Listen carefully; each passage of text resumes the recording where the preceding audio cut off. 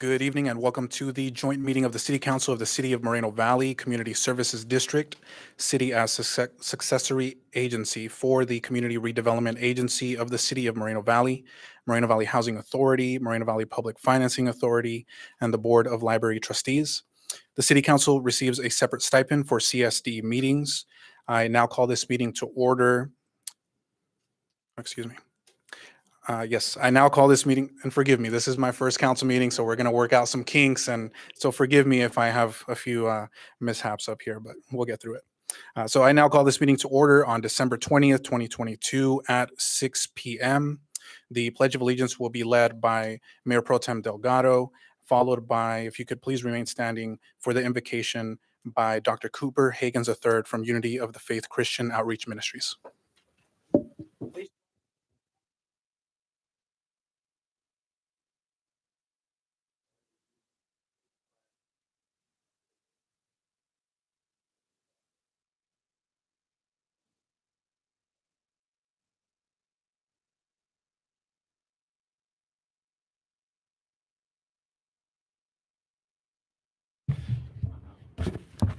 Let us bow our heads in prayer.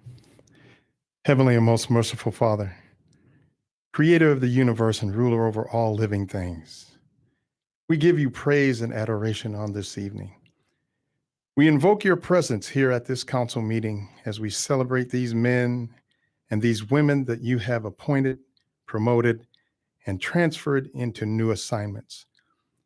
Our prayer tonight, Father, is that you give a special blessing to these chosen ones as they execute the assignments that you have prepared them and equipped them for.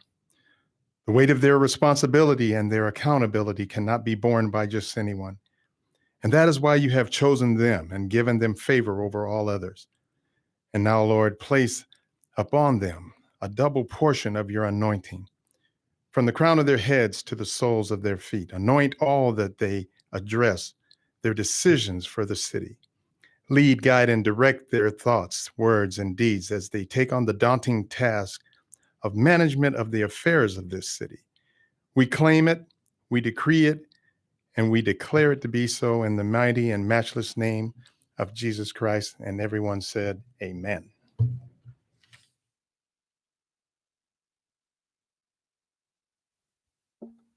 Roll call, please. Councilmember Baca Santa Cruz, Present. Councilmember Marcus, Here. Councilmember Bernard, Here. Mayor Pro Tem Delgado, Here, ma'am. and Mayor Cabrera. Here. Staff introductions, please. Jane Halstead, City Clerk. Paul Bradvica, Deputy City Clerk. Stephen Quintanilla, Interim City Attorney. Mike Lee, City Manager. Brian Mohan, Assistant City Manager, Chief Financial Officer, City Treasurer. Michael Lloyd, Assistant City Manager for Development Services. Manuel Mancha, Community Development Director. Melissa Walker, Acting Director of Public Works. Jeremy Bubnick, Parks and Community Services Director. Ken Reichel, Chief of Police. And Jesse Park, Fire Chief. Thank you. A reminder, the city is currently offering Spanish translation services if anyone is interested in this feature. Before we hear public comments this evening, I ask and encourage everyone participating to please keep their comments respectful toward others, especially toward the individuals speaking. I embrace and support the First Amendment right to free speech, including everyone's right to speak at this council meeting and to share their views about issues concerning our city. But we can be more productive by being civil and respectful toward one another in this meeting. Finally, I ask that speakers bear in mind that comments will be limited for each speaker, and I encourage everyone to refrain from duplicating comments already made by others, other than to note that you agree or disagree with the prior comments. Public comments on matters on the agenda and non-agenda items will be taken up at this time. Any person wishing to address the City Council on any matter should submit a speaker slip to the City Clerk and wait to be identified to speak by myself. Members of the public must direct their comments to the mayor and not to other members of the City Council, the applicant, the staff, or the audience. In order to preserve the meeting decorum, council and staff will not respond during public comments. Any council comments or questions to staff may be addressed during the council closing comments. City Clerk, are there any requests to speak? Yes, Mayor, we have 5 speakers. 5 speakers. Thank you. So we'll allocate 3 minutes per speaker. If you could please call. First 3 speakers are Greg Custer, Bob Palomares, and Deborah Craig.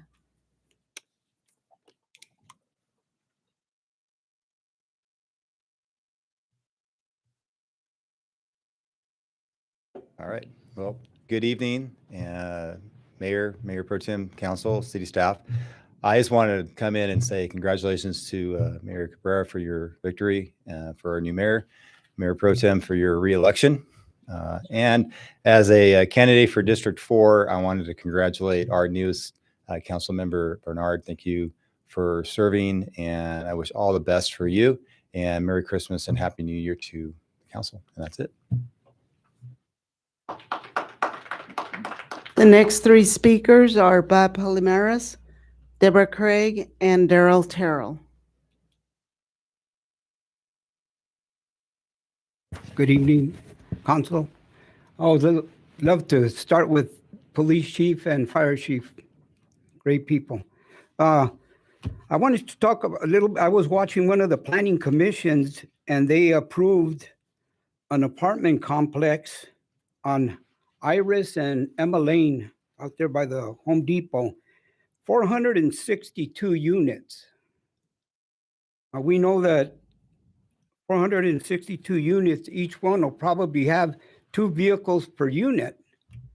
That comes out to 924 vehicles. And the people around it, they're pissed. The new homes that were built a year ago, they're saying, wait a minute here. But everything's on the up and up. You know, it's all there. You know, the land was for that. It's designated for that. The thing is, for me, is that we always give the truckers a hard time in this city, you know, with the pollution and, you know, everybody comes up with their theories and what. And, you know, for every 3 vehicles, it's equivalent to 1 diesel truck as far as pollution goes. That's what I've read. So that means there's going to be 308 equivalent to trucks moving in and out of that area where they're building all these homes. And, you know, I think, and then there are 3 stories. When I see 3 stories, I say, wow, you know, we haven't had any problems with, that I know of, with 3-story apartments complexes, but I know it poses a problem for fire and police, you know, so I think we need to look at building that many, if we're going to build more 3-story complex apartments, because there's a lot of land out there and you're going to cluster them together. When I see that, wow, 3 stories, to me, it's kind of like, don't worry about the mules, just load the wagon. You know, so we need to take a good hard look at that, because as it is, we can't even get in and out of the city in the morning. And it's just the same coming back. You know, we need to, down the road, look into, you know, building some more exits and entrances for this city, because we keep filling it up, but, you know, it's just a problem. And then one other thing about, I've been reading about cannabis in kids. I hope that's not a trend, you know, about kids overdosing at schools. And that's concerning, because we're just getting started with that. I know it's legal, but it's not a good sign. Thank you. The next 3 speakers are Deborah Craig, Darrell Terrell, and Tom Gerald. Good evening.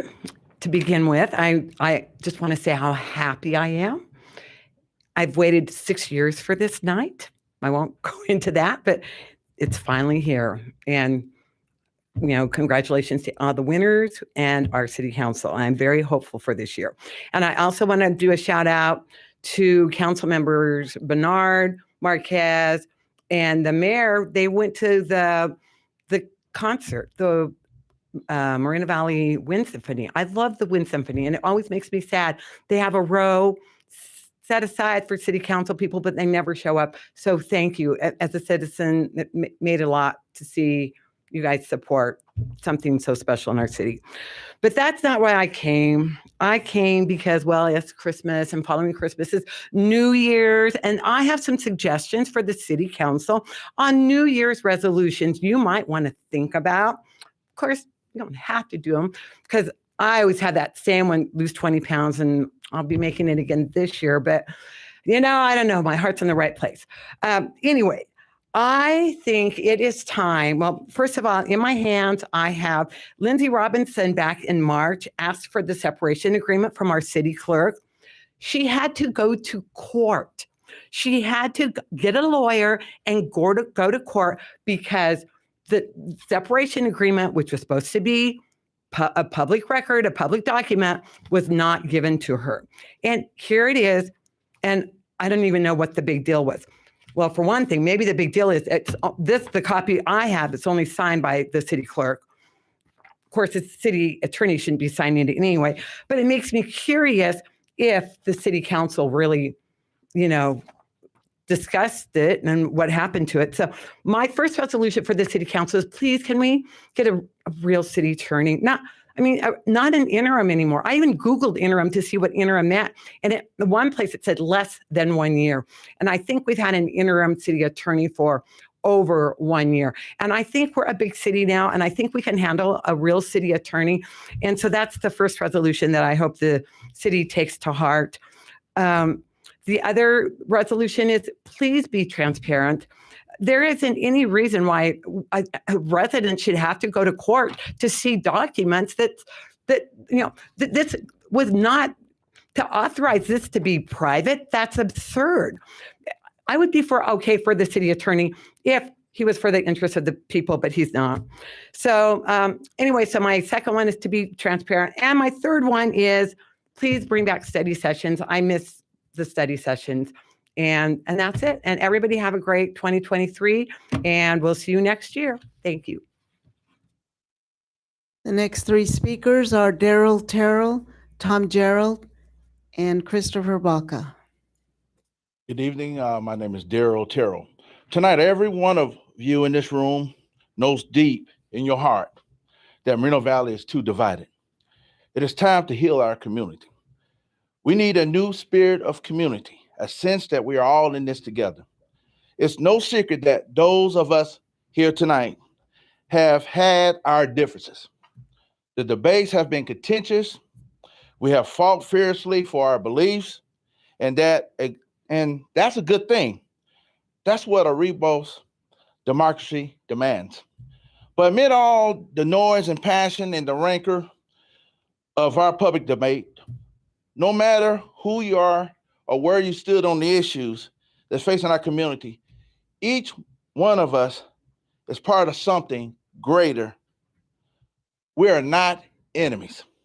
For far too long, people in our community have told us that those who differ from us on a few issues differ from us on all the issues, that our problems in our community are the fault of them aunties, them developers, them pro-growth folks, them people that live on the east side, them poor folks, those homelessness.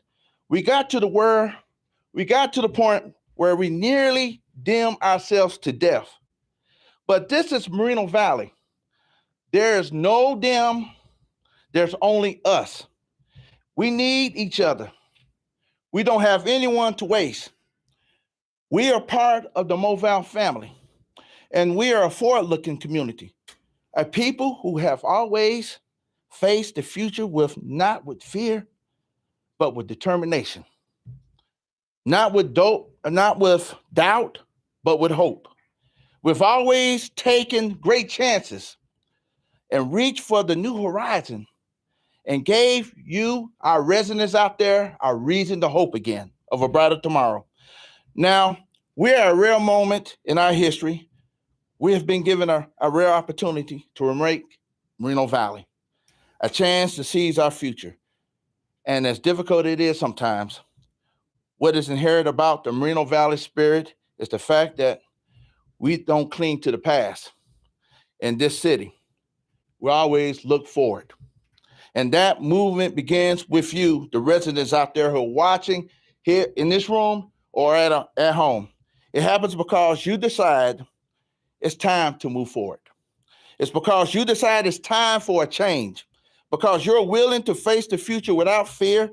And if you do that, we will do what early generations had done prior to that, to build something to leave our kids and secure our future.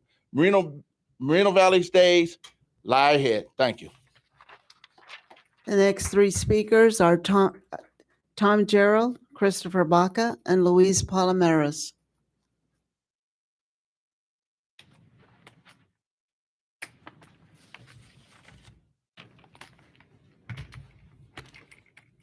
Thank you, Mayor Cabrera. Congratulations and welcome to your first official meeting. So I hope you do well. You doing well means the city will do well, means we all do well. So I sincerely wish you a good run, and I hope it is a good term for you. Tom Gerald speaking on behalf of myself, members of the council and Mayor Pro Tem and staff and the public. Thank you for the opportunity to speak to you. New mayor, new councilwoman, effectively a new council, some new faces there. Anxious to see how we do through the new year. And but before I get started, I wanted to thank the staff for so many great events throughout the year. Just awesome. Couldn't make them all, but I heard about them, saw some of them on the internet, and they really and that Christmas tree. And I walked in, oh my God, that thing's incredible. I'm gonna take a picture on the way out. I don't know if they did it different this year. It just seemed grand and very well lit. So, and really kudos to everybody involved. I want to thank our police and fire for another year of great service, and so that's a good thing. And especially want to thank our Wind Symphony. I couldn't make their concert. I was a little under the weather. I didn't want to come and affect the troops. So, but I heard they did a phenomenal job. It's a great community asset. And I thank the council members and the mayor for attending. It was good that we show that support. It's what I call, I talked to Mike when he was the economic development coordinator. It's one of those abstracts that we're getting close to closing some good quality business come into the community. I think when you show that kind of culture in the community and that type of commitment, it plays very well. So not literally and figuratively. So it's a good calling card. So anyhow, and as far as my agenda, I can say it in 4 words: betterment of the community. Always has been, always will be.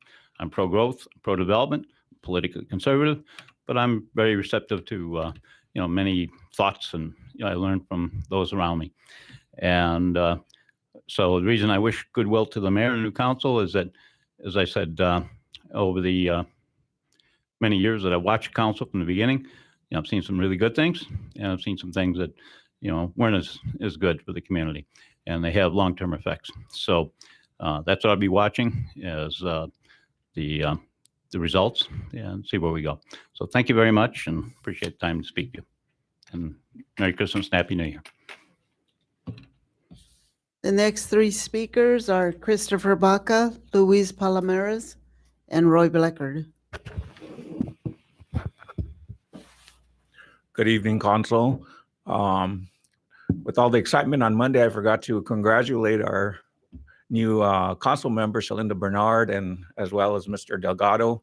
And it's really nice to see new faces and congratulate you and thank you for your service. I know it's going to be difficult, but and both of you have your careers and all that. So thank you. I'm mainly here to talk about maybe 2 or 3 items, time letting. The first one was regarding all the comments that were made from the NIMBYs and the anti-growth people regarding the last approval of some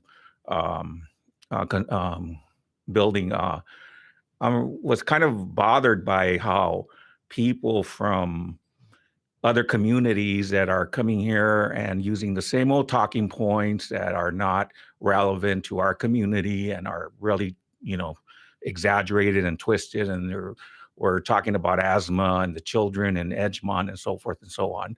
The reality is, Edgemont, that community is so old. Those houses are so old. They're probably approaching 100 years old, and those structures were not made to last or, have a lifespan of over 100 years. People are talking about the children, the asthma and so forth. Those things are are a danger to people's health, they should actually be condemned. Most of, that whole area in Edgemont should be condemned. And I want to piggyback that with, the homeless issue in our city. City's doing a lot as far as keeping people from being homeless. And, as far as Edgemont, I think it should be condemned, and the city should build low-income housing, more low-income housing, and put their, money and, all of that, instead of, providing for the homeless people that are on the streets. God bless them, but they need psychological services and drug addiction services and so forth. The majority of what we need in the city is low-income housing and, getting rid of some of this, this urban blight. We have a new city. There's no need for this city to have those, those homes that are, a hazard to people's health. The water there was horrible years ago. It's a lot better now. But, in this day and age in California, to have a community in our newer city with a water problem similar to Flint, Michigan, it's not that bad, but it is at one time. It has to be mixed because it's so polluted. The water is being drained from the ground, these old wells that are polluted from the septic tanks up in the north side of our city, and as well as all the, pollution from when it was agriculture. So they mix it in. Thank you, Mr. Baca.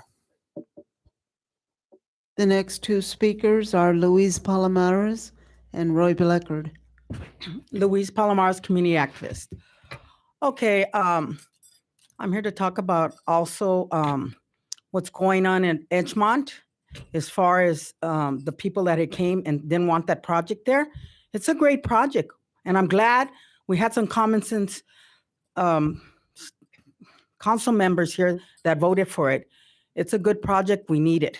So I'm glad we did that. Now, as far as the labor union, they came to ask, hey, please pass this. Well, you did, and I'm glad you did. Now, I know there are other projects that want to come here, other buildings. We need these jobs. So are we going to tell the carpenters union when something's going to go up to, get off, forget you? Oh, well, keep on traveling 100 miles a day or stay on that freeway 2-3 hours? My son-in-law's from the labor union. He's on the freeway all the time. If he could stay home for 1 year, that's great, 1 year. So I hope this council, when other jobs come in for the labor unions and for the carpenters, they'll vote for them. We need these jobs. The East Enders, the NIMBYs, they want to keep these big lots forever. We're not in that day or time no more. We're not in that day nor time no more. So, and then again, I wanted to, on another note, I wanted to say as far as our mayor, ex-mayor, Exing Gutierrez, he won the county seat, and he's going to be able to help us out here. So that's great because he did a lot in this city. For the 6 years he was here, he did a lot, so he's going to do a lot more so we can get, our share, our fair share. So I'm so glad one of our own won that seat because he was a great mayor, did so much for the city for such a young man. I believe he had his doctorates at 28 years old. My goodness. And he just put us on the map, and we got so many awards when he was in, so many recognitions, so much programs he started here. And I know there's going to be more to come. And I'm glad, that he's got that seat, and I congratulate him and again. And as far as the new council, hey, let's go forward. Let's keep it going. Let's keep what Mayor Exing Gutierrez did in 6 years. Let's keep it going. All of you, please, because we need these jobs. It brings revenue, tax dollars, and there's not going to be millions of trucks in the freeway. That's a bunch of nonsense. So on a higher note, let's just keep on going forward. Also, Merry Christmas and a Happy New Year's. Let's see what next year brings us. I'm anxious. Let's see what happens. Thank you. The final speaker is Roy Bleckard.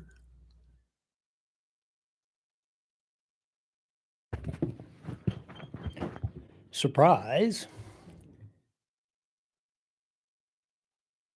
At the last meeting, I was appalled at the conduct that went on in this meeting. I protested not having the consent calendar, not letting us speak, and you tell me how that was not a violation of 9,437 laws.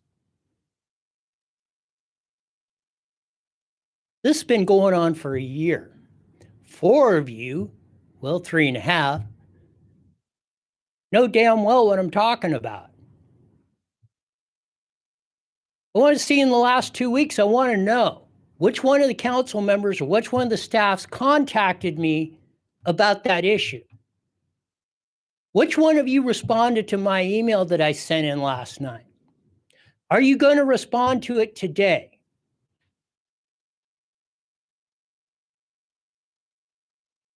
Because you know what's going to happen next.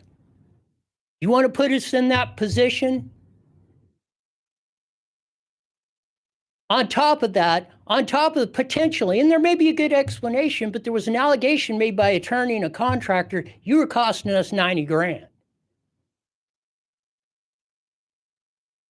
And you made a decision. I said, I'm comfortable with any decision you make on full and accurate information. When you're hiding stuff,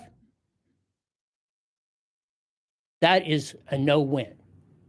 Not for all of us. What you're doing is hurting the 200,000 citizens. On top of that, 813 I wanted to talk about was a giveaway of $800,000. My dad, Pete, was on the first utility commission. We went through all the stuff to predict what was going to happen, because if you read the report, you could see the wholesale electric price was $1.30 a kilowatt. It's up to $8. And that's why we're having to give away the money, because people can't pay their electric bills because we do stupid policies and we don't listen. And you continue to do it. I hope you get a big chuckle out of it while you're up there doing it. We got a new member up there. Let's see what's going to happen.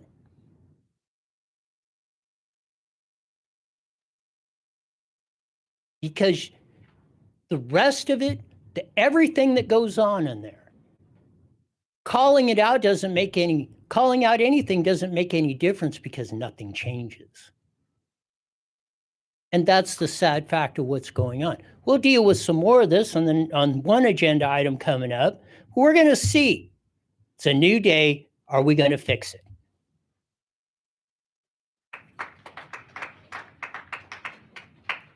Madam Clerk, are there any other public comments? No, Mayor, that concludes all public comments on any subject on or not on the agenda. Thank you. Would any council members like to make their reports or comments at this time? Seeing none, I'd like to, at this time, bring up item F1.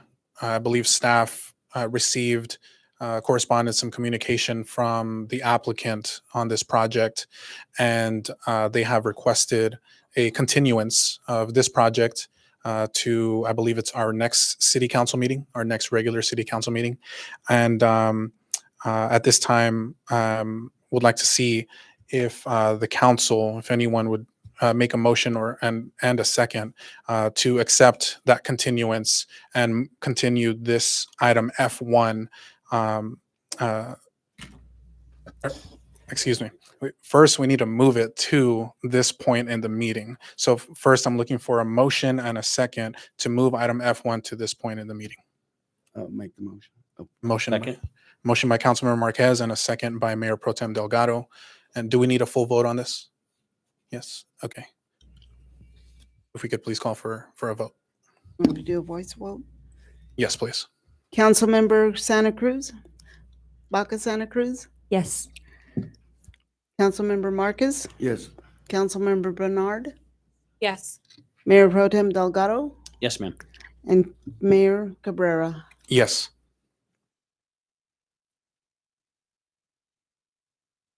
And at this time, I'm seeking a motion to continue the public hearing item F1 to the next regular meeting scheduled for January 3rd, 2023. So moved. Second. Moved by Councilmember Baca Santa Cruz and a second by Councilmember Marquez. Councilmember Baca Santa Cruz, Yes. Councilmember Marcus, Yes. Councilmember Bernard, Yes. Mayor Pro Tem Delgado, Yes, ma'am. and Mayor Cabrera. Yes. Thank you. Motion carries, and that item is continued to our next regular city council meeting. We are now going to move to our joint consent calendars, section A through E on the agenda. All items listed under the consent calendars, section A, B, C, D, and E are considered to be routine in nature and non-controversial and may be enacted by one motion unless a member of the city council or any affiliated agency requests that an item be removed for separate action. The motion to adopt the consent calendars is deemed to be a separate motion by each agency and shall be so recorded by the city clerk. Items withdrawn for report or discussion will be heard after the public hearing items. Are there any council items that you'd like removed for separate action or discussion at this time? Seeing none. Cabrera? Yes. I would like to move action item A2 and A3 for separate. Items A2 and A3, would that be for separate, just for comments and questions or for separate vote? For a separate vote. Okay, items A2 and A3 moved for a separate vote by Councilmember Bernard.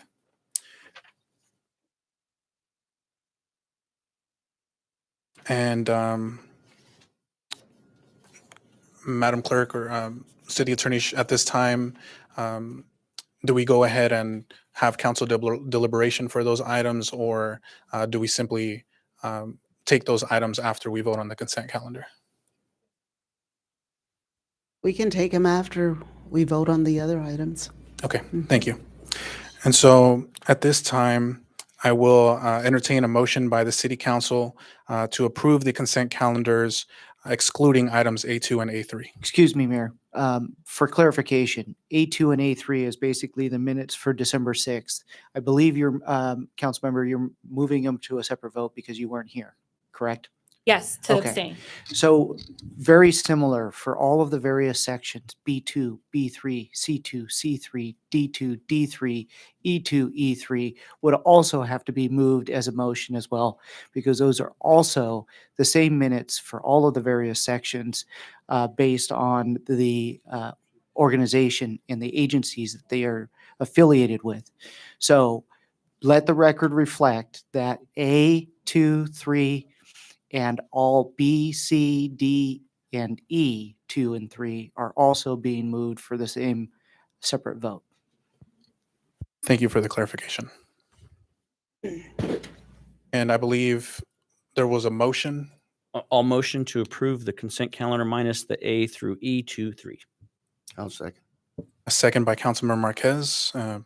Please call for a vote.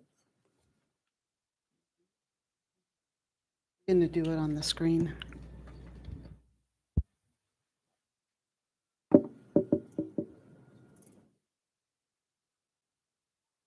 And the motion passes 5-0.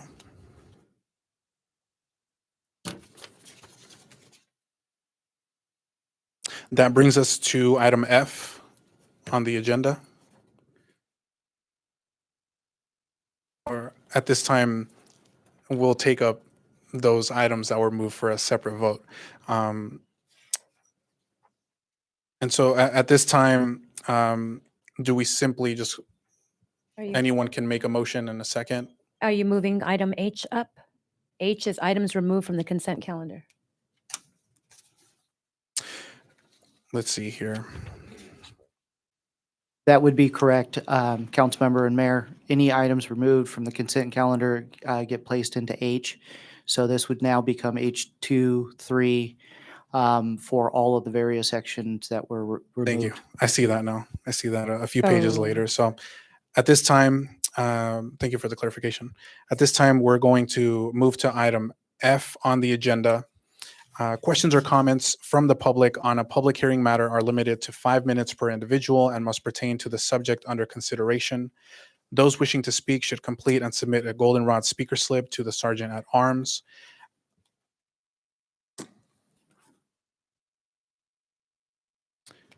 Item F1 was continued by the City Council. And that moves us to item F2, which is a general plan amendment, change of zone conditional use permit for a planned unit development and a tentative tract map to subdivide 8.77 acres into 67 single-family lots. A report of community development. Thank you, Mayor, Mayor Pro Temp, and council members. The item tonight will be presented by Planning Manager and Planning Official Sean Keller. Good evening, Mayor and members of the City Council. The project before you this evening consists of a general plan amendment, change of zone, as well as a conditional use permit for a planned unit development and a tentative tract map for the subdivision of the subject property for 67 single-family residential lots. And I just lost my presentation, so I'll just carry on. The location of the project site is located at the northeast corner of Oliver Street at Brodea Avenue. The applicant is seeking a general plan. There we go. The applicant is seeking a general plan amendment to change the land use designation of the project site from residential 5 to residential 10. Similarly, the applicant is also seeking to change a change of zone application to rezone the site from residential 5 district to residential single-family 10 district to serve as a transitional use between the downtown center district to the west and the lower density residential designations to the east. As noted, the proposed tentative map is for the subdivision of the project site into 67 single-family residential lots, as well as several HOA maintained common areas. The project site includes a conditional use permit for a planned unit development to establish unique development criteria, which will assist the city in providing a range of housing opportunities in order to meet our RHNA allocation. Before you, you see that there are three different elevations proposed for the project. These elevations will be reflected through the various building floor plan styles proposed for the project. D.R. Horton, the applicant, has actually received a previous approval for track 38236, which is located directly to the west of the site within the downtown center district.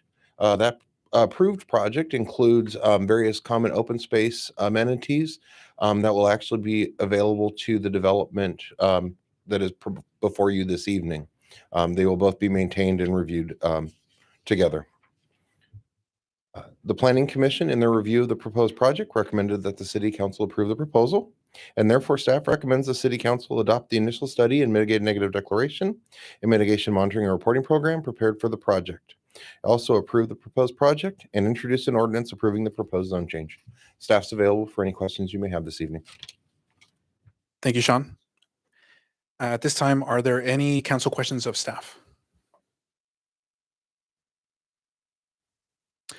Okay, seeing none, I'm going to open the hearing at this time. And we will have a presentation by the applicant, followed by questions of the applicant. Is the applicant here tonight? Okay. Yes, good evening. My name is Megan Wilden. I'm with D.R. Horton. First, I'd like to thank city staff for their support of this project. And then also, we appreciate Planning Commission's recommendation for approval. We have reviewed and we accept all conditions of approval on this project, and we look forward to developing a new community. I'm here for your questions. Thank you. And now it's time for questions of the applicant. Are there any council members who would like to ask questions? I see Council Member Marquez. Go right ahead. Thank you, Mayor. The gentleman spoke earlier about condense. And I'm looking at this plan. It's a good plan, except there's no single story homes in this development. They're all bunched up, 2 stories. And that's going to create the situation, as the gentleman spoke about, too many vehicles.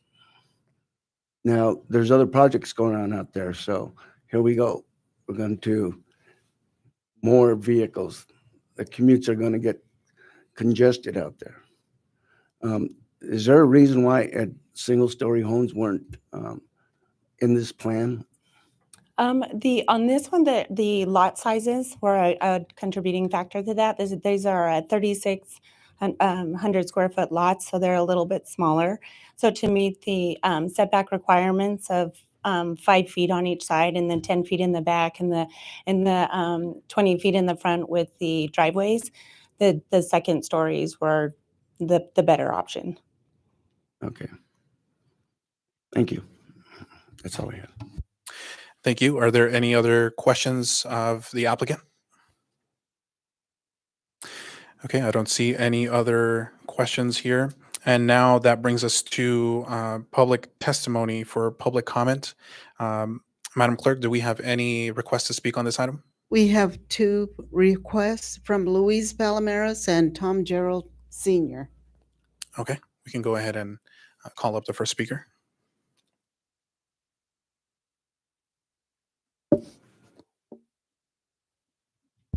Louise Palomares, community activist. Wow. People don't want big lots.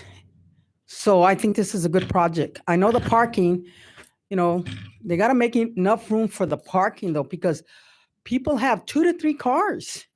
They got 2 to 3 cars now. There's no 2 car. It doesn't happen no more.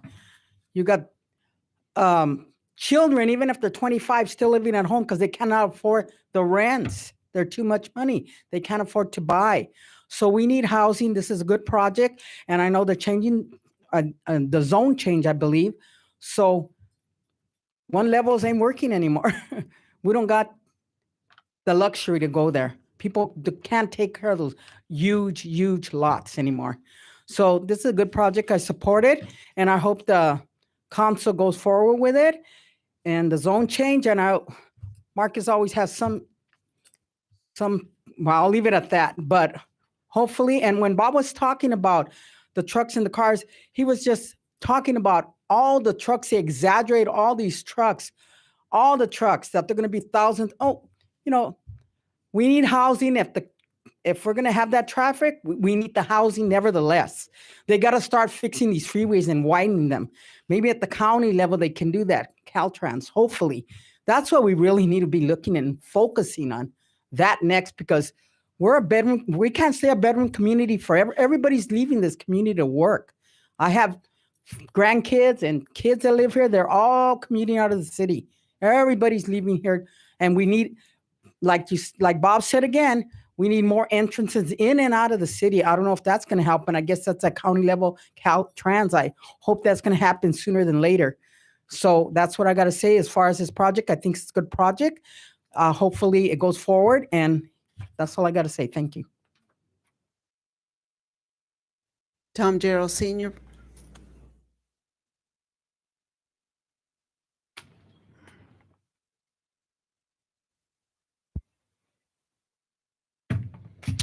Tom Gerald Sr., again, speaking on behalf of myself, Mayor Pro Tem, council members, members of staff, and the public, thank you for the opportunity to speak on an issue for the community here tonight. I do support the project. In simple terms, it's a logical extension of what's already occurring in the area. I don't see it as a big radical change. As far as market demand, I mean, this is where the market is today. And I don't always believe we got to follow the market, but because there's a big market for drugs and prostitution and other things we don't need. But the point is, this I think is a very reputable builder. Has been here decades now, and I don't think we've had any innate problems with their past projects. And so, so I support it.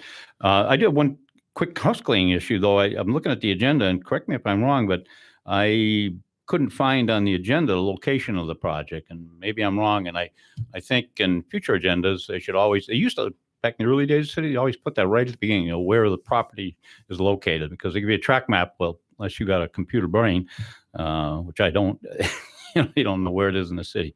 So I thank you for the opportunity to speak to it.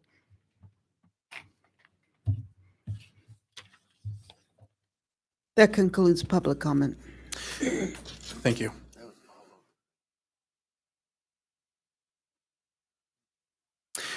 That concludes public testimony on this item, and this time we'll close the hearing. That brings us to council deliberation if desired. If any council members would like to give comments or deliberation at this time, please feel free to raise your hand.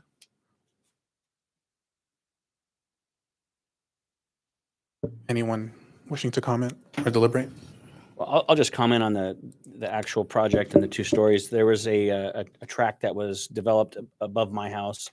And during construction, there was a lot of construction traffic and a lot more traffic now up my street because my street and then the adjacent street running parallel about a quarter mile away are the only two entrances in. But I will say the homes that were built were quality. The builder did a great job of notifying all of us and keeping the dust down. So like some of the speakers says, we do have to move forward.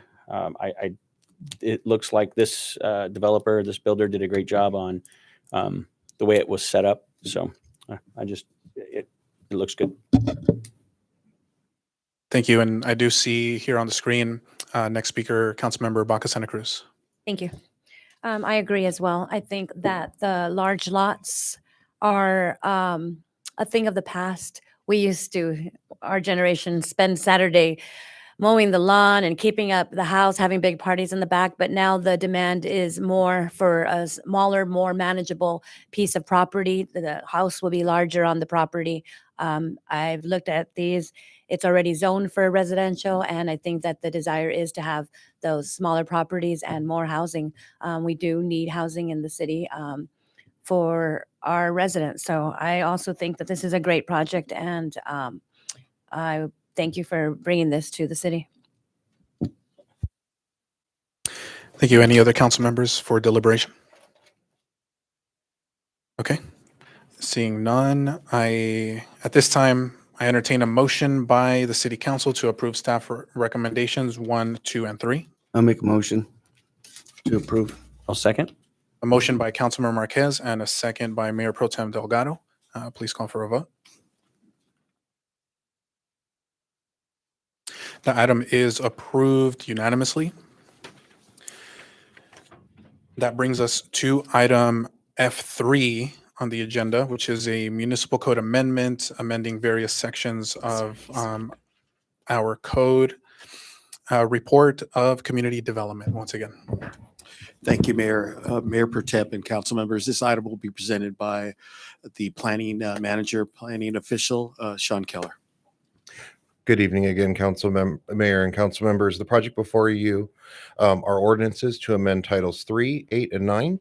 The amendments are intended to accomplish the following: provide updates in compliance with new state law and HCD requirements, streamline various code requirements, and a summary of each of these amendments is found within your staff report. Staff would like to note that the Planning Commission reviewed and recommended that the City Council approve the Title IX amendments. This concludes staff's presentation, and I'm available for any questions you may have. Thank you, Sean. That brings us to any council questions of staff. Any council members with questions? No questions, and I'll now open the hearing. That brings us to public testimony and public speakers on this item. Madam Clerk. There is no public testimony, Mayor. Thank you. I'll close the hearing now. And that brings us to council deliberation. Any deliberation on this item? Seeing none, I entertain a motion by the City Council to approve staff's recommendations 1, 2, and 3. I move to approve. I'll second. That's a motion by Councilmember Marquez and a second by Mayor Pro Tem Delgado. And the item is approved unanimously. That brings us to item G on the agenda, general business. G1 is a censure resolution, and we have a report of city attorney. Mr. Mayor, I'll just make this very simple. So November 1st, 2022, at our meeting, Councilmember Baca Santa Cruz made a motion to add this resolution to a future agenda, and it was passed 3-2. So that's why it's on today's agenda. Again, this is related to the October 19, 2021 appointment to fill the District 1 vacancy. And that concludes my staff report. Thank you, City Attorney. And That brings us to council questions of staff. Any questions of staff, please press the speaker button here on the screen and we'll make sure to call on you. Are there any questions of staff at this time? Seeing none, that brings us to the public testimony, public speakers. Madam Clerk, do we have any public speakers? Yes, we have 3 public speakers, 4 maybe. Luis Palomares, followed by Bob Palomares and David Lara Tejas.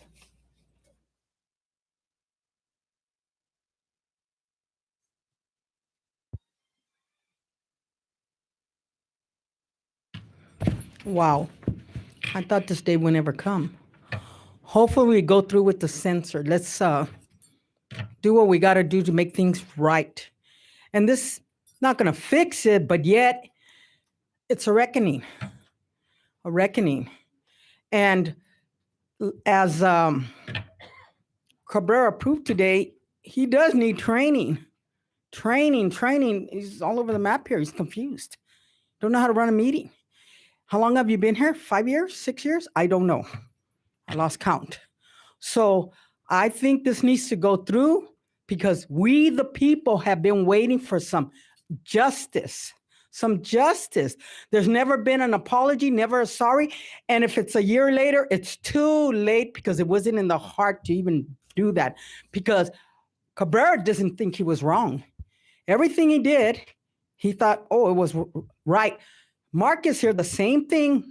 His left-hand man now, I guess. Wow, no shame. And not even through all of this, he's still been breaking every rule in the book. Both of them, Cabrera and Marcus, every rule in the book. And as I speak now, I believe he's being investigated by the Riverside County DA again on another item. So when is he going to learn? Wow. I think it's too much job. I think he's too immature. Maybe it would have been another 4 years. He would have learned a little more. He would have watched and learned because there's no humbleness here.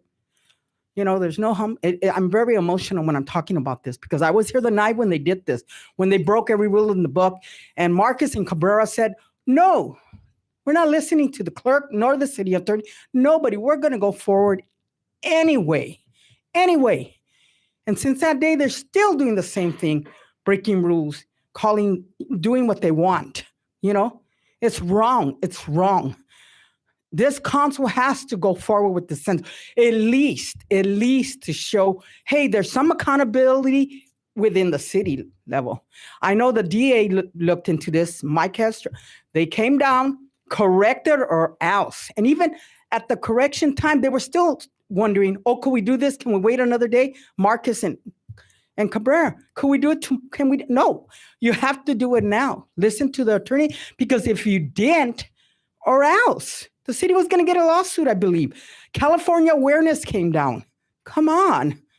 Watchdog groups came down to say, did he set the example for other cities, surrounding cities around us? What's really going on? You know, there's enough corruption in our politics. This is to make it right, to do the right thing for the right reasons and for the community and the people and the taxpayers and the voters. Thank you. The next 3 speakers are Bob Palomares, David Lara Tejas, and Christopher Baca.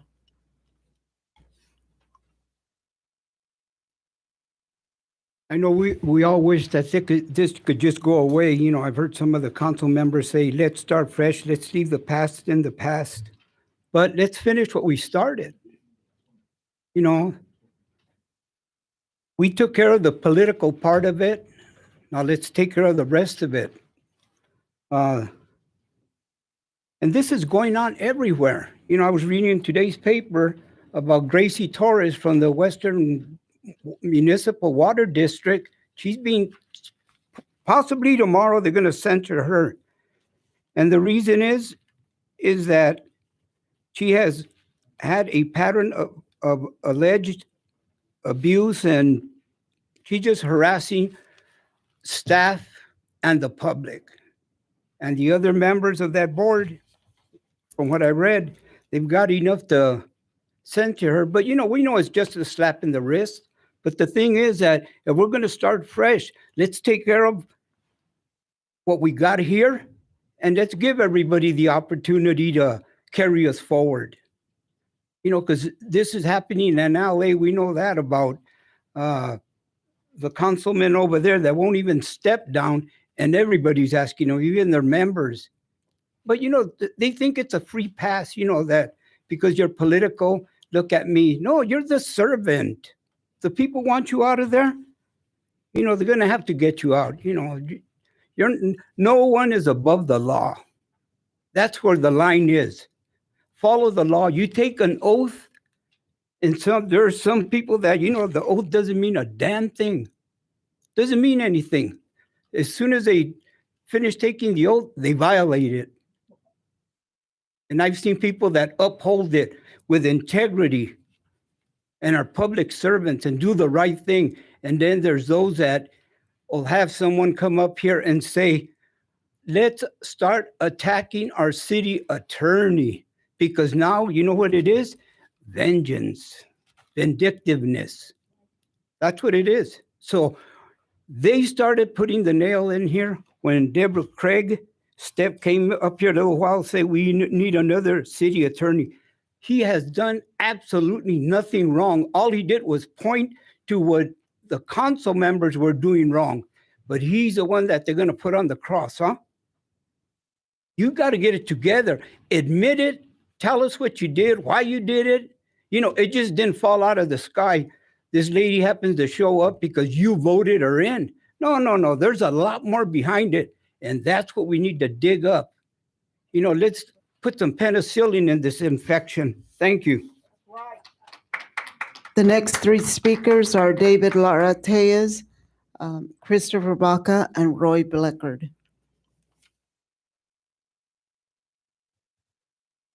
Mayor, City Council, staff. I just wanted to comment about the seeing Santa being escorted by the sheriffs. That was amazing. That was really amazing. I really enjoyed that. Okay, regarding the censure, I just wanted to be really clear that this is not political and it's not even punitive. What it is, it's part of the correction. It's part of the correction. You two councilmen who chose to use authority you didn't have to have the two of you appoint a member of the city council in violation of the Brown Act. The Brown Act, which is the protection of us, the public. That's all the Brown Act's for, is to make sure that you are transparent and that you do things that we are aware of. Nobody was aware of that. Nobody knew that that appointment was going to be made. There were no hearings, there were no speakers, there was nothing, no deliberation. You just thought you would do it on your own. And then David Marquez said, who cares if there's a Brown Act violation, or so what if there's a Brown Act violation? That is why we need this correction. That is why. They obviously need training. They don't understand the Brown Act. Look at the YouTube of October the 19th and tell me that they don't need training on the Brown Act. That is what this is going to bring about, is going to be to correct it, to make sure it doesn't happen again, and to make sure that the city, that the county district attorney does not have to come down here again, and that we're not embarrassed as a city ever again. So let's give them the training that they obviously need, and let's move on, because we could have moved on. They could have been honest. They could have been open. They could have been transparent. They have not talked about that. David Marquez, I'm still waiting for that Press Enterprise article where you were going to expose everything, tell everything, and it never happened. Mayor, you've never addressed it. You've never really addressed it. You've never, ever apologized to the public for what you did, for violating the Brown Act. So I really, really hope that this censure goes through. It's needed. It's needed because of the correction that will occur, the training that these two council members so desperately need. The next three speakers are Christopher Baca, Roy Bleckert, and Tom Gerald Sr. I just wanted to point out to anybody who may be a little confused as to what is going on here to, like David Lara said, go on YouTube and check out what happened on October 19th, 2021. I barely got around to watching that episode about 2 weeks ago, I think. And I just couldn't watch any of that stuff. But anyhow, I was appalled by it.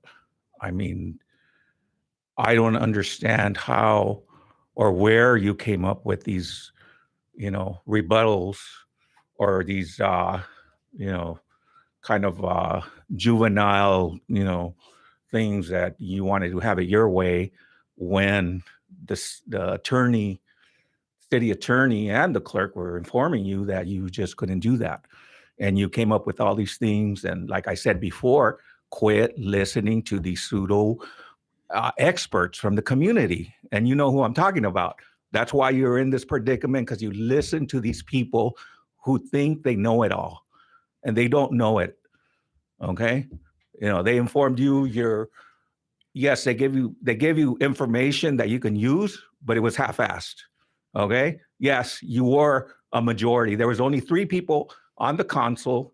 You were a majority, but they explained to you, you cannot make certain decisions. And you went ahead and came up with these excuses and continued doing it. And that's where people should realize this is what it's about. Okay. That you did not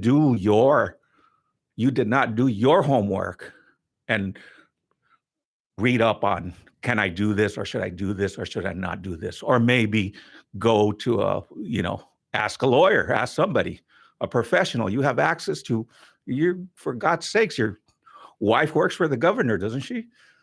Jesus, you could have came up with a better explanation rather than, I feel that I can do this because I feel I need to do this.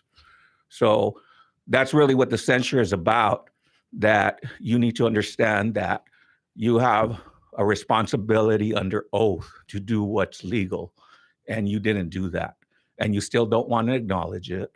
So I ask the community to continue or to look at that YouTube video on Moreno Valley City Council, October 19th, 2021, and see exactly how they conduct themselves as elected officials. And that's what this is about. That's simply saying, please don't do that again. And please don't do that again. The next 2 speakers are Roy Bleckert and Tom Gerald Sr.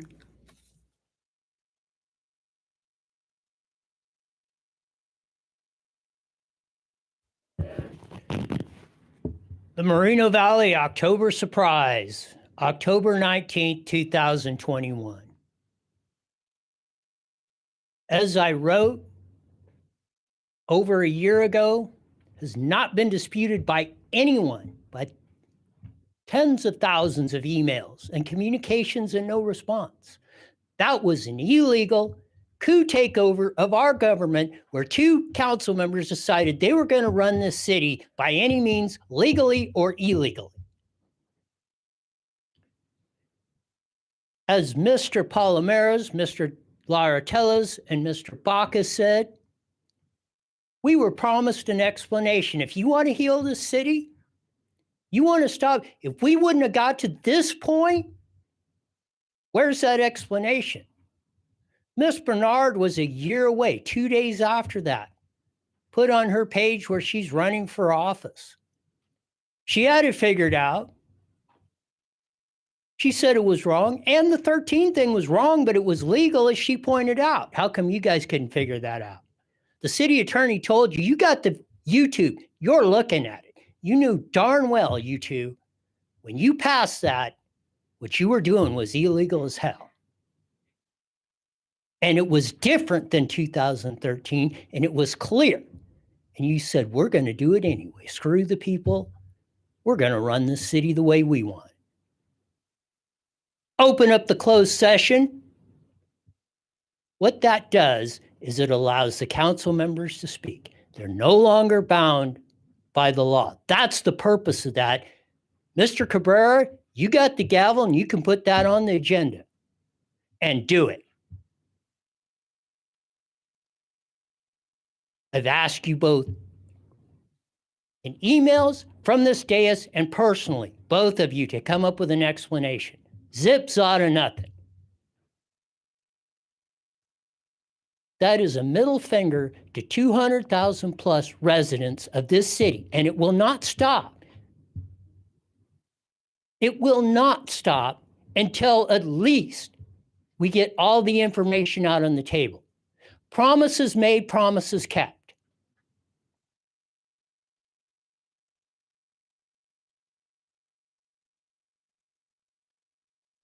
Can you do that? Are you man enough to do that? So far, you haven't. So again, let's fix this. Open up the closed session. Let's free the transparency. Y'all talk about it. Let's do it. Or you can keep giving us the middle finger, which you love to do. The final speaker is Tom Gerald Sr.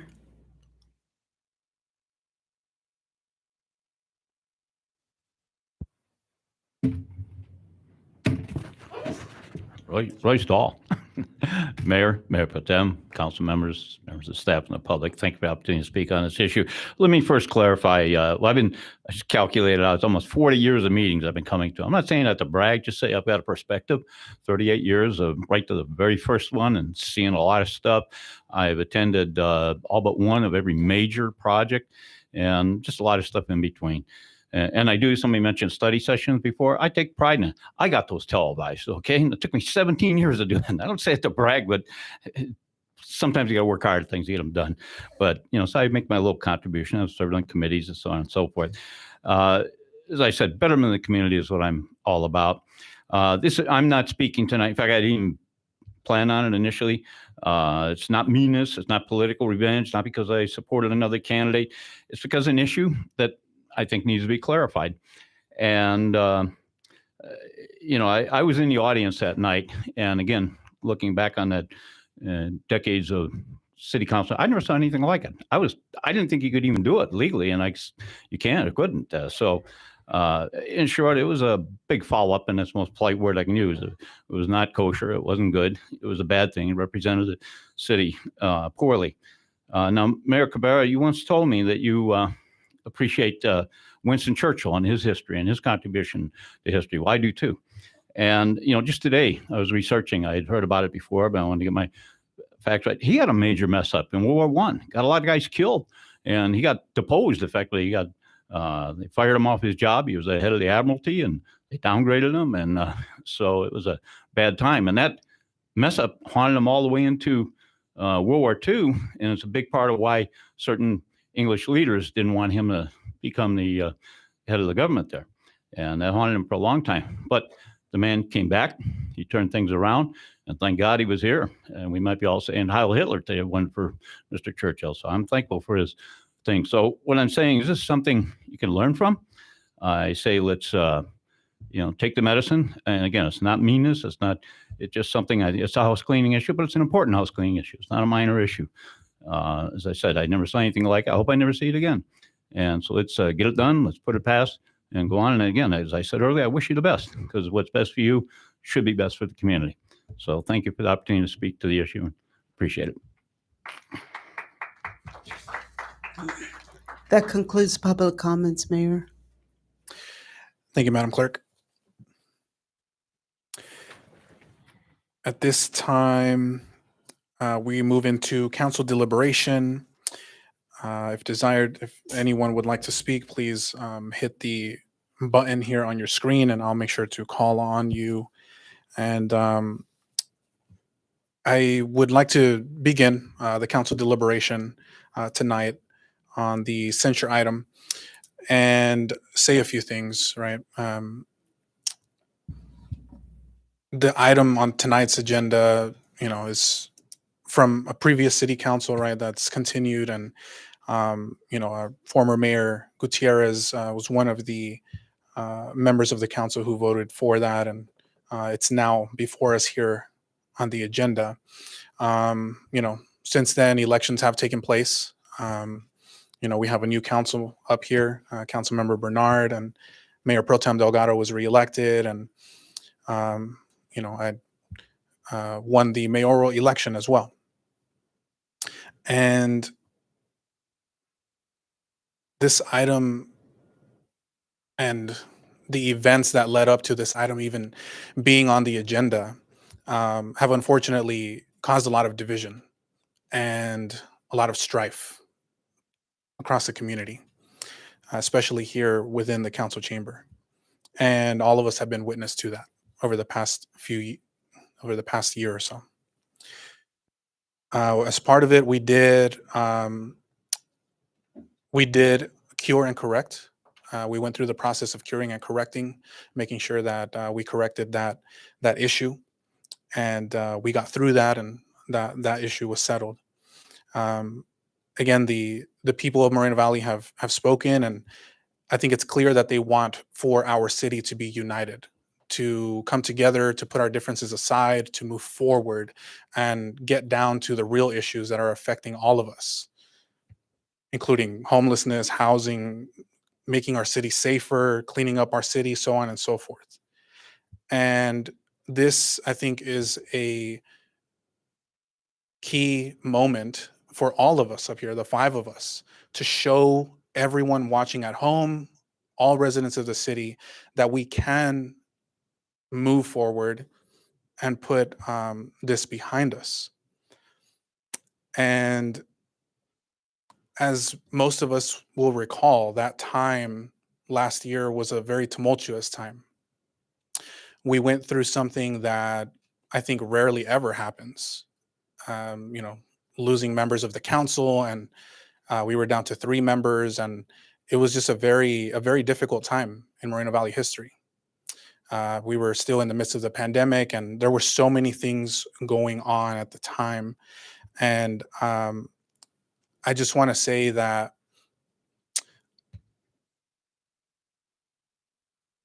the events that happened after, right? I certainly did not intend for that to happen. I certainly did not intend for people to be hurt, especially. There was a lot of pain that came from that. And I certainly did not intend or want that. You never want anything like that.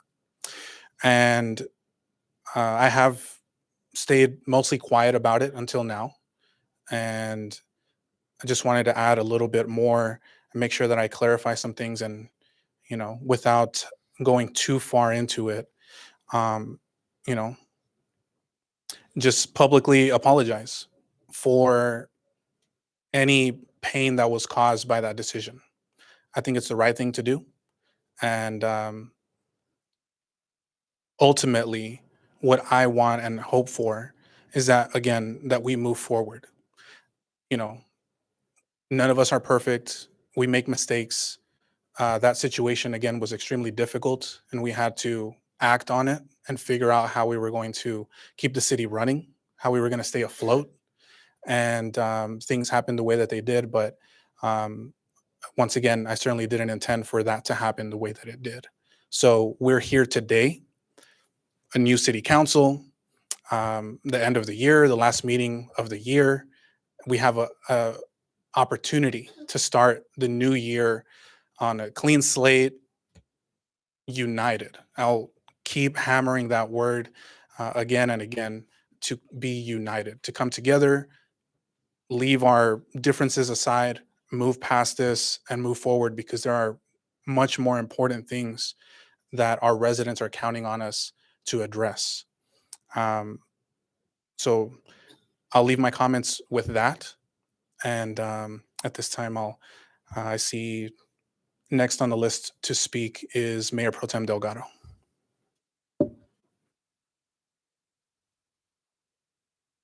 Well, first of all, I want to thank you for addressing our community about that night. I was here in the audience as well.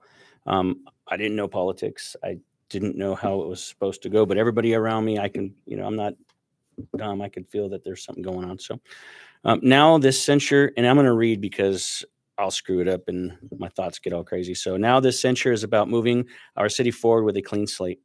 I see this as as finding closure on this big, huge elephant in the room the last year. It will never be resolved if we don't get closure, and I feel this is how to do it. So if the council decides to apply the censure, I ask that we move forward as a city and start 2023 with a clean slate and give the mayor an opportunity to move the city forward, because I know I will. Again, I am extremely tired of coming to the meetings and having that still in the room, and it keeps getting brought up. I think this is a way that we can move forward. And Mr. Mayor, we will not agree on everything, but one thing we do agree on is we want our city moving forward, and we want a prosperous city. And like I said at the swearing in, if we remain fractured, that's not going to happen. So I think that this censure is necessary, and not personal, but I think it's necessary to move us forward. So I'll leave it at that. Next, we have Councilmember Marquez. Thank you, Mayor. Yeah, that's one night that I'll never forget. But what really bothers me the most this whole year that's gone by, or more than a year, there's only 5 people that are so concerned of what happened, where they come up here and say, well, the community is all broken. I have never heard from one resident out there, other than these 5 people that come up here every single council meeting. You want an apology? I'll give you an apology, and I'll explain to you exactly what happened. But it's not going to be tonight. I'm not going to give in to these 5 people. They don't even live in my district. But they're the same 5 people that want to come in and disrupt the council meetings. They have nothing better to talk about. But I will apologize to the community. But I won't apologize to those 5 people. I don't think they deserve apology. And I've said it before, and I'll say it again. They come up here and make these accusations about this, that. They don't know what goes on behind these closed doors. When you talk to an attorney, you can't discuss what you talk to an attorney to the public. Simple as that.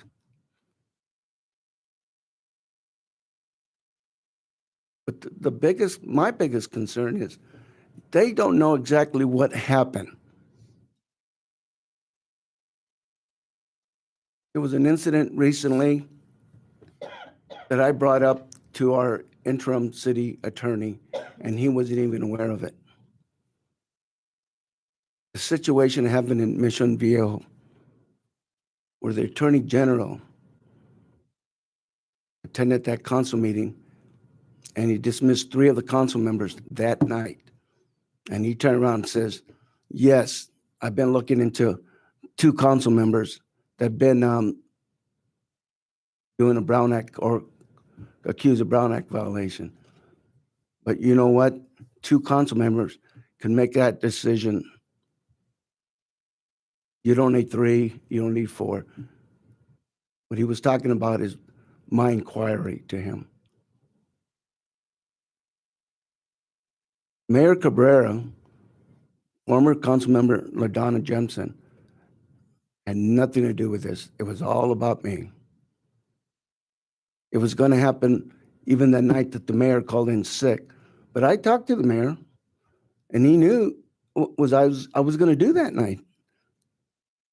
And he was cowardly, didn't show up because he was sick. But that afternoon, he was down in Riverside with the Attorney General and all the other colleagues out there from other cities.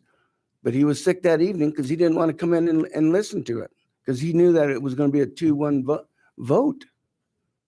I did my research, and it was way before the October meeting. Councilman Cabrera did not, period. Had nothing to do. He had no knowledge of it. There was no communications. And the people that asked for our phone records, they saw there was no communication or emails between myself and Councilman Cabrera at that time. They had access to my phone. And there was no communication at all with former Councilmember LaDonna Simpson.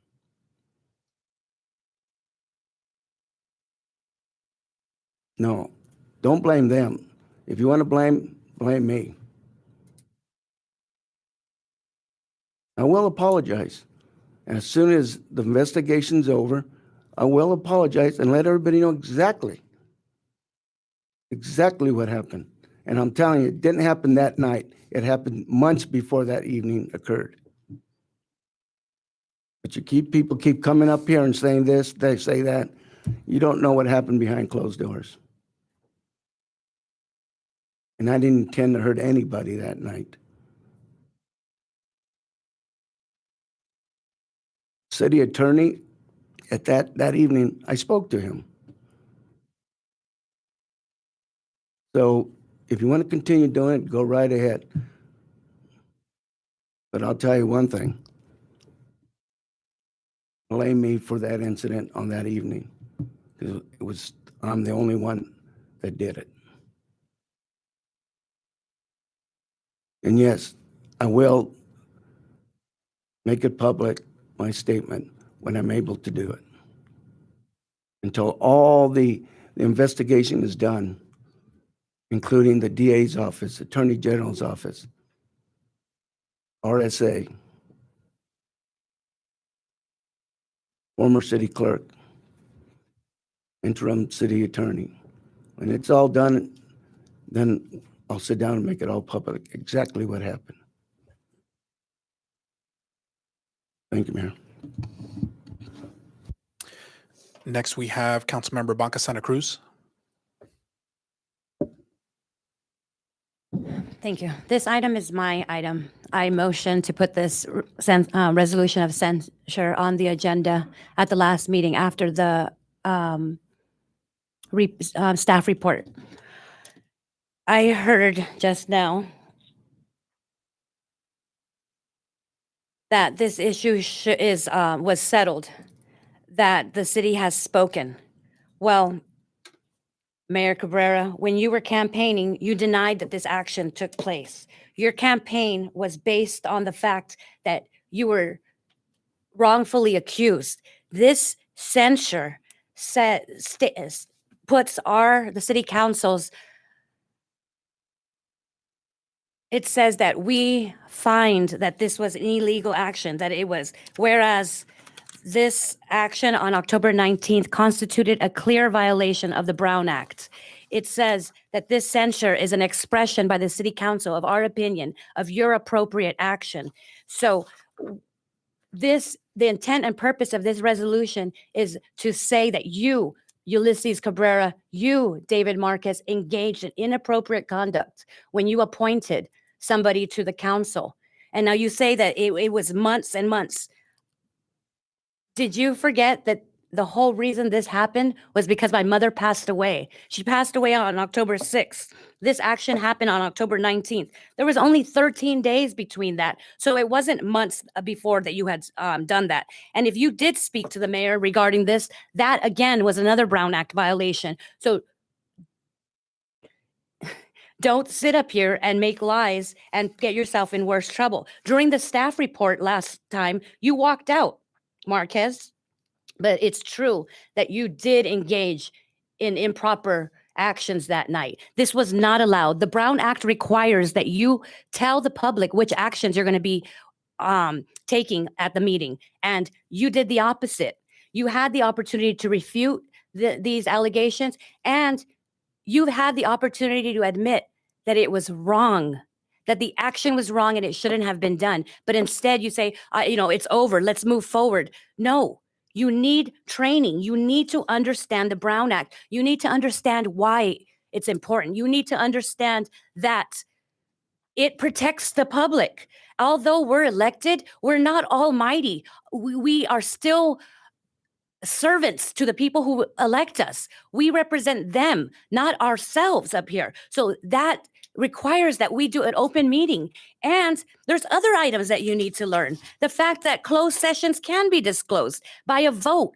Recently, we just voted to disclose the fact that the district attorney is investigating Ulysses Cabrera regarding campaign donations and marijuana dispensaries. We disclosed that. So it is possible. You need training to understand the Brown Act and what we should be doing up here. This resolution will require Brown Act and parliamentary procedure training. This resolution will require the city attorney to send this to the grand jury. We need you to understand how to do your job. I hear that this pain, that you're sorry for the pain caused by the decision. No, you should be sorry because you violated the public's trust.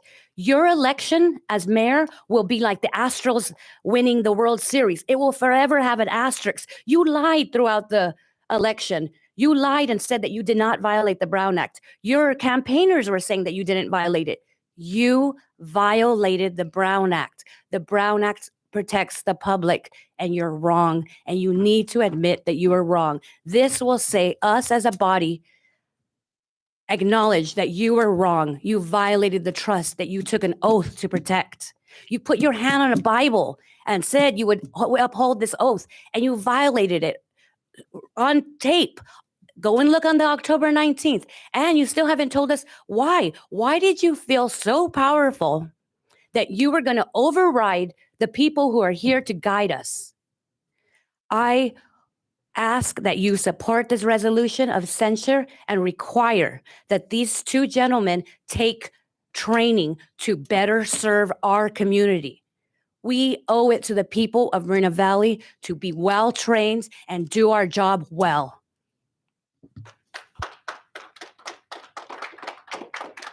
Next is Councilmember Bernard. So this is an interesting item as it comes up, an item that has repeatedly come up over the last year. I, like Ed, who was sitting in the audience, Mayor Pro Tem was sitting in the audience, I was actually watching from home.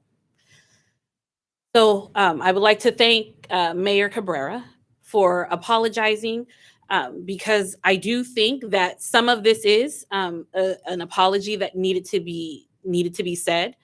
I also want to point out that this censure in particular, just like Mayor Pro Tem Delgado, would like to move forward. And I know we all talk about moving forward. And I would like to start off 2023 fresh and new. I would like this to not be something that continuously comes up. I would like to make sure that we're all well trained in what's expected of us ethically. And maybe we all need a refresher course, just in general. That's how I truly feel. This item in particular, I would like to at least point out, as Councilmember Baca Santa Cruz has said, is about making sure that we're all aware of the actions, that we know what's expected of us, that we understand exactly how to move about and how to put things on the agenda and notify the public, because they are correct. We are the notification, and we are the ones that are supposed to be upholding this standard. With that being said, like Mayor Pro Tem, the decision on this is not personal. This is me as a council member coming on who's watched this for the last year play out, trying to get us to a point where we can actually move forward and get to the business of the city. Because what we continually are doing for the last year and some months is continually opening this wound and continually dealing with this. Whether or not Councilmember Marquez will apologize today or tomorrow, the point is we need to get to a point where we can start to work together. And this is how we start to build that and move forward as a city council. We're not perfect by any means. We're not. We don't all have to 100% agree, but we do need to get to a place where we're able to talk and move past this and move forward to handle city business. Just like you pointed out, we have things that the residents would like us to do. whether that's addressing homelessness, affordable housing, dealing with the senior center, things like that. We can't do that if every meeting, this is the wound that opens up. So sometimes we have to do things that are uncomfortable in order to put other things above us to make sure that we're not thinking about just ourselves. Sometimes, we just have to suck it up and just say, okay, I'll do this for the betterment of the community as a whole. So I just want you to know that moving forward, that as this is the last meeting of 2022 and by far my first official meeting, which this is fun, I would like to say that let's move past this. So when January comes, January 3rd, the next meeting, we have resolved this and moved on. And I will take this training with you guys. Okay, so thank you.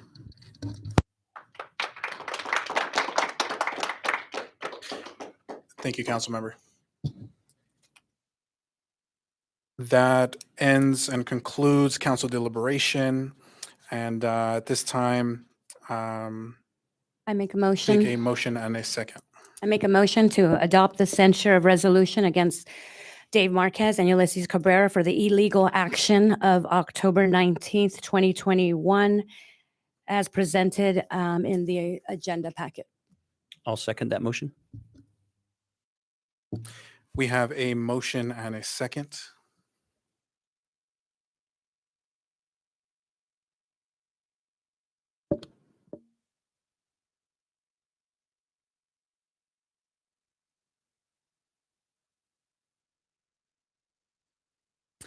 So that item passes 4-1. And that brings us to item G2 on the agenda, which is a city council reorganization, selection of mayor pro tem. And we have a report of our city clerk. Thank you, Mayor. Good evening, Mayor Cabrera and City Council members. The item before you tonight is City Council reorganization, selection of Mayor Pro Tem. Annually, the City Council meets in December to choose one of its members as the Mayor Pro Tem. The new Mayor Pro Tem shall be installed, sworn in, and shall assume the office of the council at the council meeting. Section 4.1.3 of the Rules of Procedures provides that nominations for the office of the Mayor Pro Tem may be made by any member of the City Council and need not be seconded in order to be effective. Appointment shall be made by 3 or more affirmative votes on a motion to appoint. In the event that one person receives 3 or more votes, in the event that no person receives 3 or more votes in the selection process, the selection process shall be repeated immediately, provided, however, that the 2 persons receiving the highest number of votes in the preceding selection process shall be the only nominees. If upon repeating the selection process of Mayor Pro Tem, no person has yet received 3 affirmative votes for such office, the City Council may repeat the selection process until the officer has been duly selected, or may continue the item to the next regular meeting of the City Council.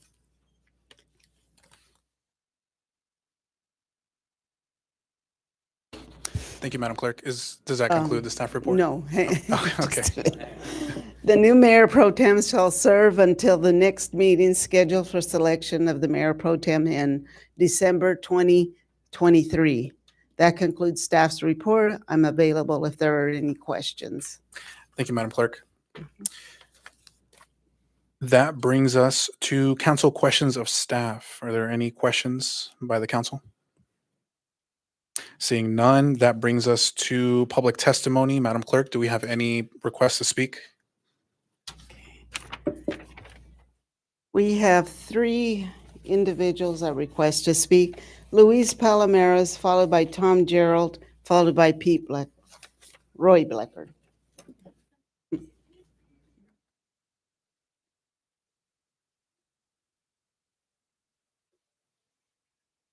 Excuse me, I got a bad leg here.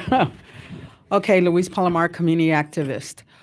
Wow, we need a person, let's see what happens here tonight, of integrity that has the heart for the city to do the right things for the right reasons, no matter at the cost sometimes.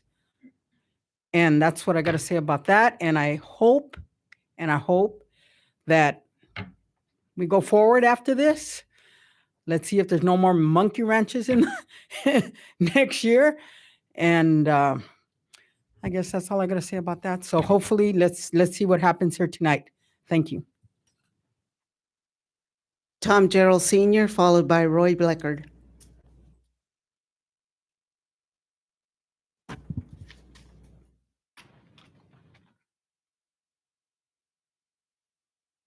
Tom Joe Sr., again, speaking on behalf of myself, Mayor Pro Tem, council members, and members of staff and the public. First of all, I'd like to say to the mayor, it was you did the right thing, and I affirm you, I commend you.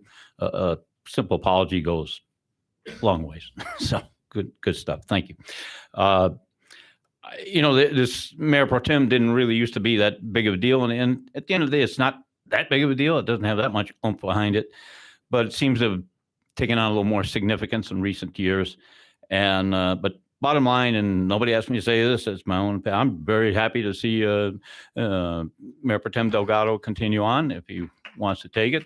I think he served honorably. And something happened a few meetings ago. There was a lot of discord. I can't remember exactly what it was, but after the meeting, Mayor Pro Tem Delgado left, and he left abruptly. And he wasn't happy. Okay. And it wasn't any of the issue. It was just the rancor. So he cares about the city. Okay. One of the things he said when I first met him is that the only home his daughter had known was the one she grew up in.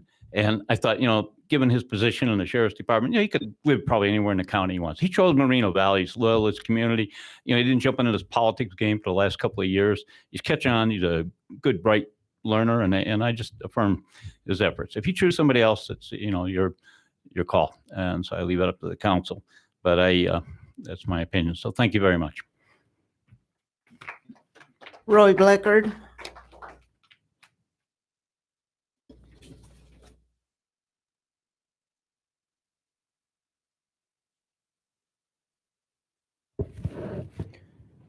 Damn, Louise only took 36 seconds.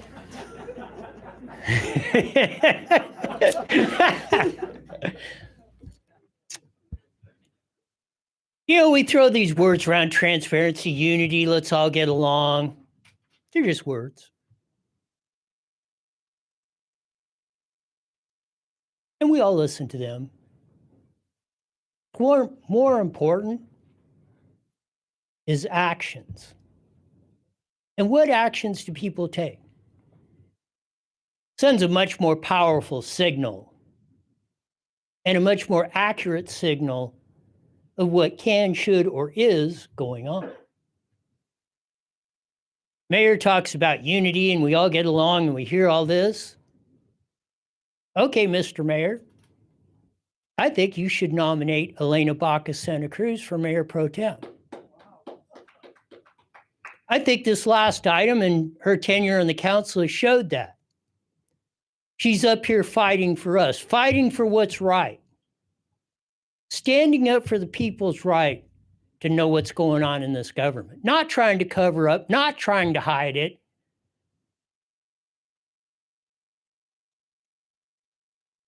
You got to stand strong on this stuff. It's where our government goes haywire. Is you don't do what's right. You don't consider that in a lot of cases. In most cases. Just take 2 weeks ago. That's been going on for a year and nothing has been done. You say, oh, well, we're doing this in unity. Let's start fixing that. Fix A items, fix what happened, what went on 2 weeks ago. If we don't, this is what your actions are. This is what your actions, well, 4 of you, 3.5 over the last year. Not once did any of you speak up about the A items and the consent calendar And the extreme violation, Brown Act, big deal. The United States Constitution, the First Amendment of that Constitution. The Constitution Elena's mom defended and got arrested for at Moreno Valley Unified School District for practicing the same tactics that I watch going on here damn near every week. So again, I think you should make the motion to nominate that, and I think it should be a 5-0 vote for Elena Baca Santa Cruz for Mayor Pro Tem. Madam Clerk, any other speakers? That concludes public comment. Thank you, Madam Clerk. That brings us to council deliberation. And once again, any council members who would like to deliberate, please press the speaker button and we'll make sure to call on you. I'd just like to, start off first by acknowledging our current Mayor Pro Tem, Ed Delgado, council member for District 2. You've been Mayor Pro Tem for, it'll be about a year now. And like I've said before, almost a year, let's say almost a year. It'll be, it's been, like I said before, I have respect for you. And, I think over your time on the council, you've done a great job, and we do have our differences sometimes, and that's natural. But, I think that we've shown that, even with some differences, we can be cordial and respectful and, set a good example for the city. And so just wanted to, reiterate that, you've done a great job as Mayor Pro Tem, and, we'll see what the rest of the council decides and who they nominate. But I will be nominating you for Mayor Pro Tem for the next year. Next on the list, we have Mayor Pro Tem Delgado. Thank you, sir. Well, I did carry the title of Mayor Pro Tem for most of 2022 and I'd like to continue to represent our city. A lot of things that you guys don't see, because you guys only see us here on council meetings, is we are out in the public. We talk to county officials, we talk to state officials a lot. And they are starting to really look at Moreno Valley as a force to be reckoned with. We have the second largest city in the Riverside County, and they're recognizing that. So I know all my colleagues are awesome. However, I think that another year as Mayor Pro Tem, we can continue to represent our city outside of our city in 2023. So thank you. Next, we have Councilmember Marquez. Thank you, Mayor. Ed, you have done a hell of a job. You really have. This used to be a ceremonial thing, a rotation years ago, but in the last several years, it's been a personal thing. But you have done a good job this year. I've got to admit it. You're probably one of the best we have had in a long time. I would, at this point, say, if things are working right, why change it? I think I've had no complaints as a Mayor Pro Tem. People want a new start for the new year. I know that it would be nice to have Councilman Sherlinda up here to do it. But I think another year with her sitting on the council, maybe next year she could be our Mayor Pro Tem. But again, nothing's broken right now. And you have my support. Would any other council members like to make any comments or deliberate? Seeing none. Like to take a vote? Yes, Madam Clerk, at this time, should we make a formal nomination or? Yes, I'll take it from here, Mayor. Okay, thank you. At this time, I open nominations for Mayor Pro Tem. Madam Clerk, I'd like to nominate Councilmember Delgado for Mayor Pro Tem. Okay. Are there any other nominations for Mayor Pro Tem? No? Okay. Nominations are closed. We will do a voice vote. Councilmember Baca Santa Cruz. Yes. This is for Mayor Pro Tem Delgado. Council. Yeah. Councilmember Marcus. Councilmember Bernard. Yes. Councilmember Delgado. Yes, ma'am. And Mayor Cabrera. Yes. Motion passes. Congratulations, sir. Will you please join me at the microphone?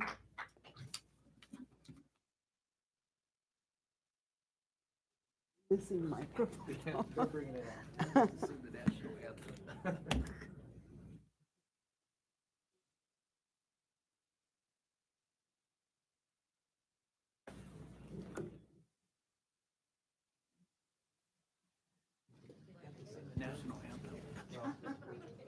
You stand over there. Stand back. Don't tell me what to do. Just kidding. And face out there so they Oh. can see you. And they can see- Raise your right hand and repeat after me.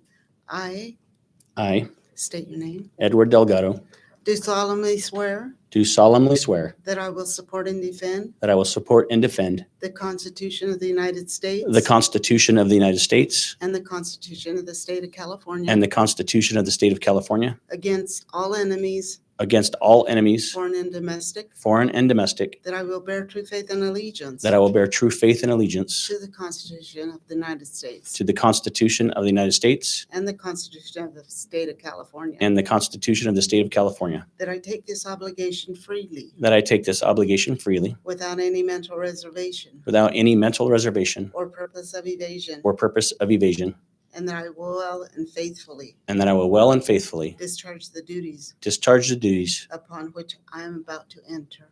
upon which I'm about to enter. So help me God. So help me God. Congratulations. Thank you, Judge.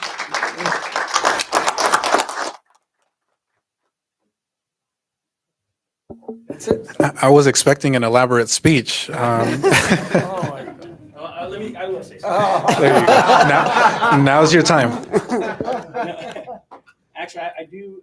I was serious when I said, I don't think, okay, there it goes. I was serious when I said we represent the city. We represent the city of Moreno Valley. And I was talking to my colleagues and I said, what could you imagine going to the state of the county next year and fixing all of this, fixing all of 2022, fixing all of 2021, and moving our city forward with this group up here and not fractured? Could you, I said that to somebody, and I think we can do this. And with this city staff, with all the support we have from the public, I truly believe that next state of the county next year will be much different when they look at what Moreno Valley can accomplish or has accomplished in 2023. So to my colleagues, thank you guys very much for your confidence in me. Your confidence in me to represent the city at this capacity, and I do appreciate it, and I don't take that lightly. And I hope that I proved that over the past 9 months. And for the city staff, thank you guys for continuing to take my calls on a daily basis and fixing the things that are important to our city. So thank you.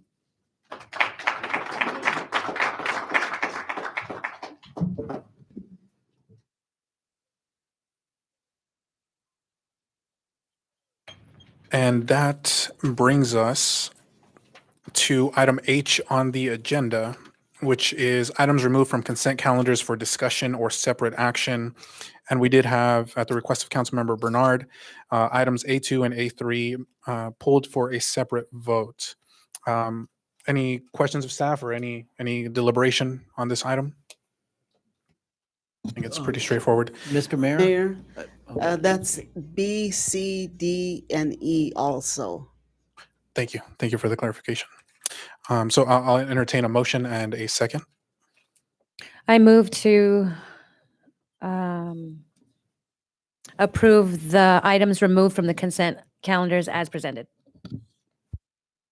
I'll second. Motion by Councilmember Baca Santa Cruz, second by Mayor Pro Tem Delgado. Please vote.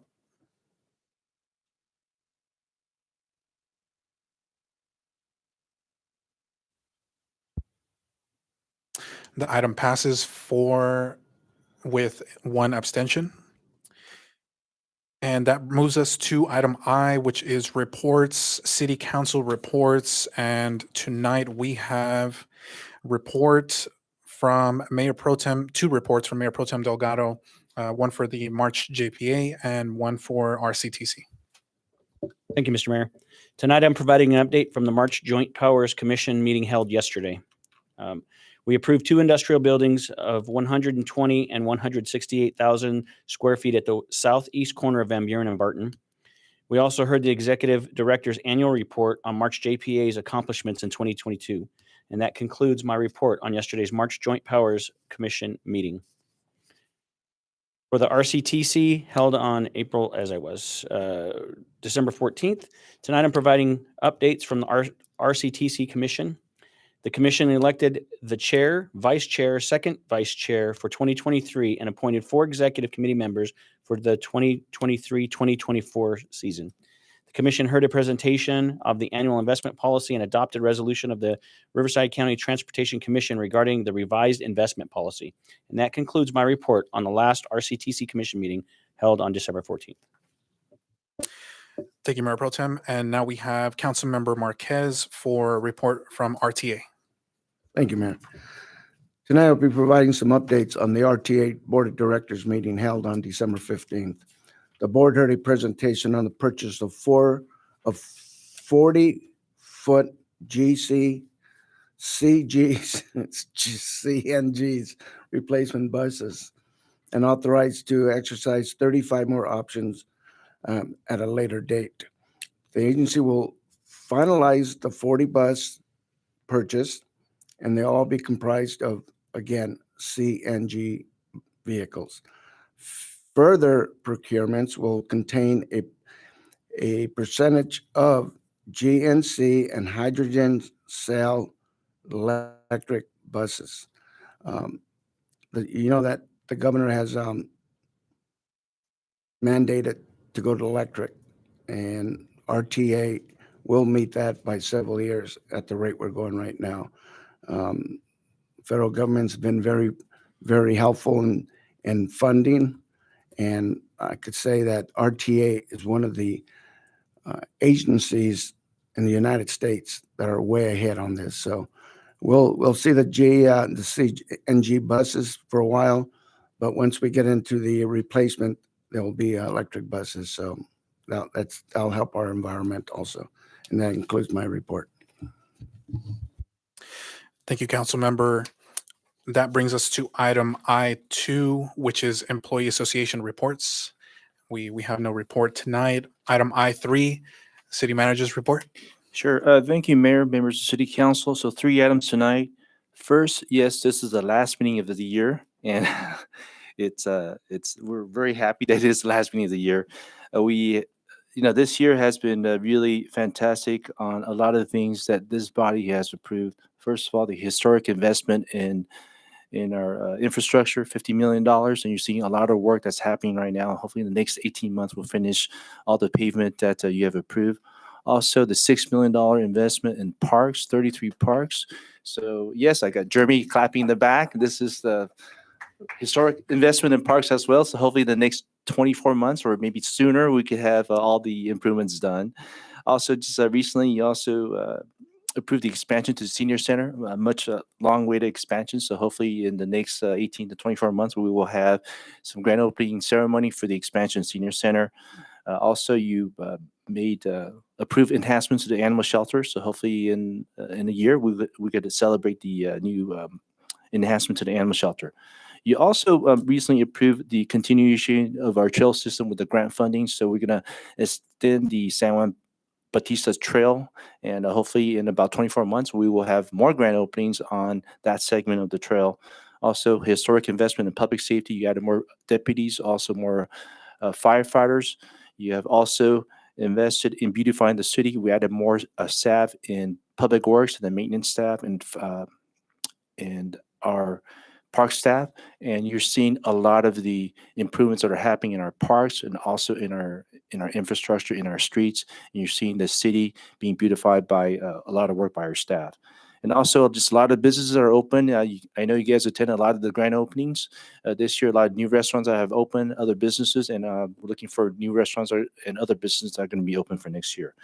So that's one long item. Also, congratulations to Mayor Pro Tem Delgado on serving another year as Mayor Pro Tem. And finally, just happy holidays to the mayor and city council. Stay healthy and stay safe. Thank you. Thank you for that. That brings us to closing remarks, closing comments from the city council. We'll have 5 minutes for closing comments, and we will start with Councilmember Marquez. I won't take 5. It's been a heck of a year. It really has. It's hard at where to start at, but I want to say this. I have enjoyed this past year working with our staff that we have here right now. These individuals have done a hell of a job, and I want to thank you from my heart. And I hope it will continue through next year and the year after that and the year after that.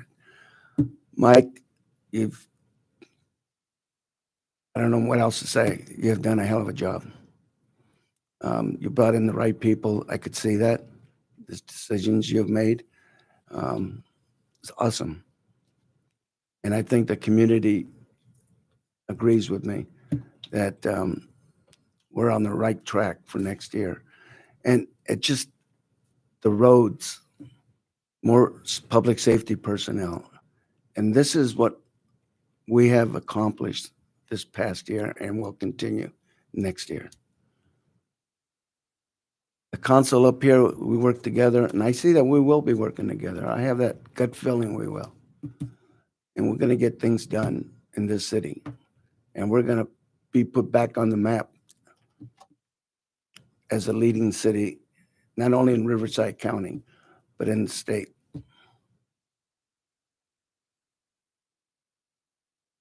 The residents of the city, it keeps growing and growing and growing. They're coming to this city because they like what they see. We'll continue building homes. We'll continue just upgrading the whole city, like Mike says. Parks, our parks are going to get overhauled. We're going to do our senior citizen center. I wish that the city would play the lotto. Maybe the city could win some money and we can knock down the senior citizen and built mansion out there. But we're on the right foot. You know, we'll take baby steps right now, and hopefully maybe next year we'll come up with some extra money somewhere. I've got confidence in Brian that he'll find that money somewhere. Usually he does. So just, yeah. The only thing bad about Brian is when you ask for a shirt or something, he gives you a hard time. I can't understand that. He likes to spend millions of dollars, but to spend $10 on a shirt, I don't know. But I just want to say thank you, Mike, and your staff, and then the city employees. City employees, unbelievable. I wouldn't want to go anywhere else. Be honest with you, I really wouldn't. I've lived here for over 40 years.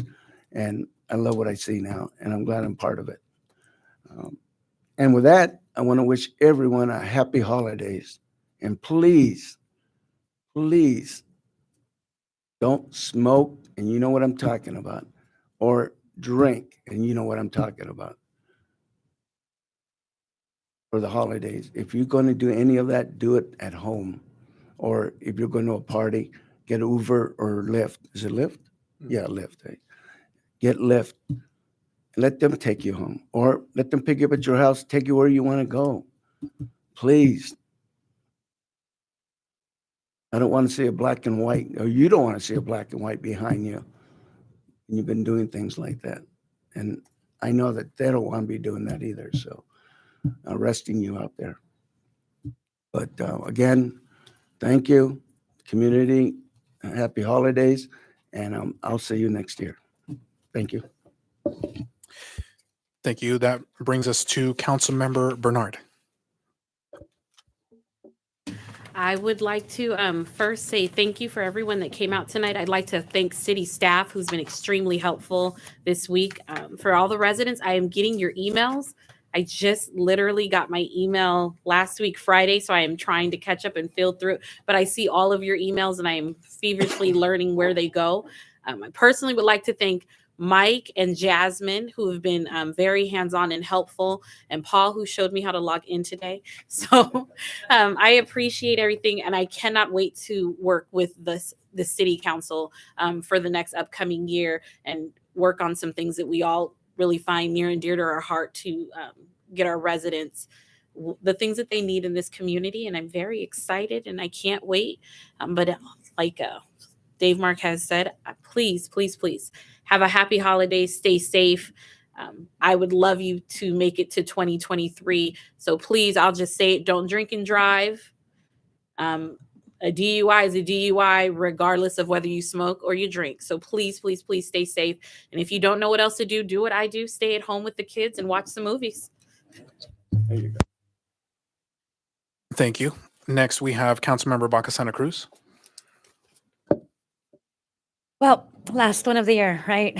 The events that we've been holding, particularly fire and police, have been so engaging. I just personally want to thank you for getting out there. I've seen you all over town with the shop and the cop and bringing Santa to the neighborhoods, even the lighting of the tree. We do so much for the community. I know it takes a lot of work, a lot of planning, and it takes having a heart and wanting to do it too. So I appreciate your willingness to get out there and give back to the community. I just thank you so much for that. So it's been 252 days since the election. So I think as long as Ed's been mayor pro tem, I've been up here. And it has been a crazy ride, but we got 2 censures out of it. We got parks and we've got potholes fixed. And there's some more things that we need to move. I move that we add the mayor's duties ordinance to a future agenda to consider amendments that will include, among other things, requiring the council to revisit the scope of the mayor's duties within a certain time frame after a new person assumes the duties of the mayor, either through an election or an appointment. And I'm looking for a second. So can you explain, like, what would we be doing? So the ordinance, right, that we passed a year ago has listed duties of the mayor, and many of them leave the mayor as the sole representative for many of our districts. I would like for that to be reviewed every time we have a new mayor, whether it's by appointment or election. But as a council, we should consider the duties that we are giving up and appointing to the mayor. And I'm looking to review that ordinance to consider amendments. So basically, we would all review it and we would do that in open session. Open session. And if we like the way it reads, we move on to the next one. Steve, I'm talking about revising mayor duties, the ordinance that we just passed. I think Councilmember voted for that as well. Yeah, this is the ordinance that was adopted, I believe in June 2022. Mhm. So you want to bring that back to Yeah, could we do revisit that it? in open session, work on it here as a team and then vote on it? Yes, we could do that. Yes, you can do it After that way. discussion, and we could do that here in open session? Yes, but I would suggest that you have that discussion, then you direct staff to bring back something that's in a final format. But how would they know what we want if we The can't public discuss? should have an opportunity to Yes, that's what I'd review like. draft. Okay. Or the So- alternative is that I can work with a subcommittee of just How 2 many? of you, no more than 2. But it would Get still need to be direction. brought back to a future agenda item. So the motion would still be that we bring it back, but you could do it with a subcommittee. Yes, and it would come back as an amendment to an ordinance, which would require a first reading and a second reading. Okay. I still need a second. So let me clarify for the record that the subcommittee will consist of Mayor Cabrera, and this is what my recommendation would be, Mayor Cabrera and Elena, Councilmember Baca Santa Cruz. Yeah, I believe it's the mayor who would be Chairing? appointing the subcommittee Oh. members. My bad.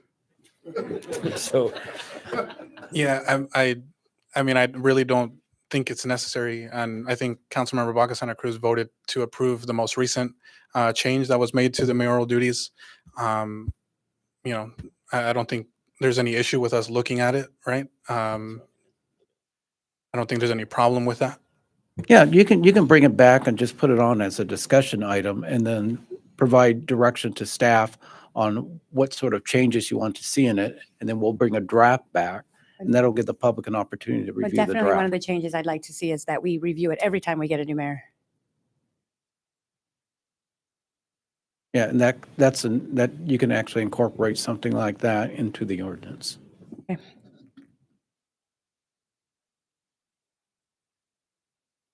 So Can is you it, clarify one more time, Councilmember, what your proposal is, please? I motion that we add the mayor's duty ordinance to a future agenda to consider amendments. Well, mostly that we review the duties within a certain time frame. So put a time limit, like how we do the mayor pro tem every December, that we, after the election in November, that we would review it in December. And maybe we can talk about this further. I know council members can speak directly to our staff, just, you know, before we formally move forward with an item, because it sounds like we probably could use some more clarification, some more research before we. So formally in bring order the to item do forward. it here in open session, we have to advise the public that we're going to do it on a future agenda. So what the future agenda item looks like, we could have in the meeting, but right now what we need to do is motion that so that in the future, we can't discuss it right now. We shouldn't be talking about what amendments or anything because there hasn't been any notice to the public. So I'm motioning that we discuss it at a future date. so we would bring it back as a discussion item. Yes.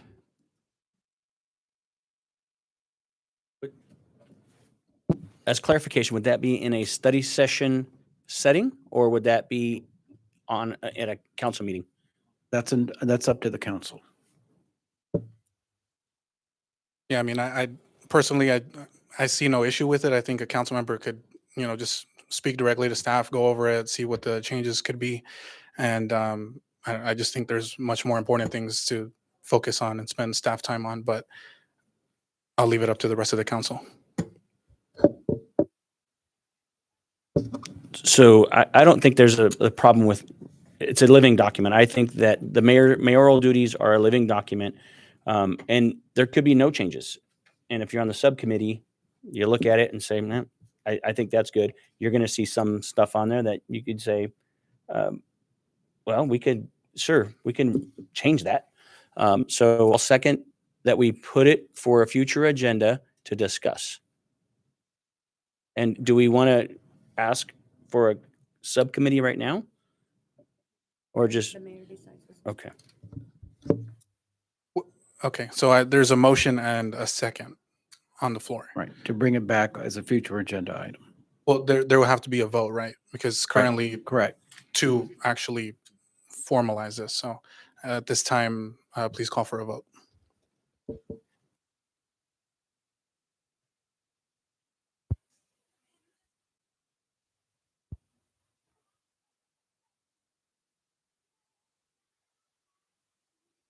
Okay, that passes 3-0.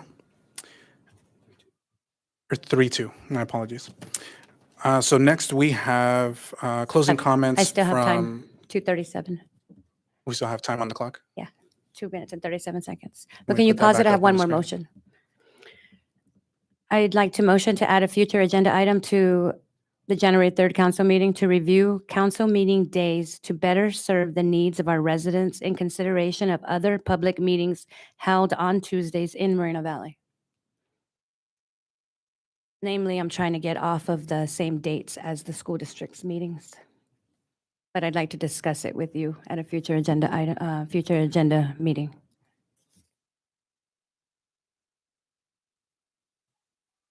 Discuss it. Want my opinion? For me, I think we have to talk need about be that very opinion careful, at the because we next- can't deliberate since it's Yeah, not an that's- agendized item. Oh. We should Okay. keep our comments extremely brief and just limit it to either a second or a vote. I say we vote. You seconding? No. No, second? I'll second. Please call for a vote.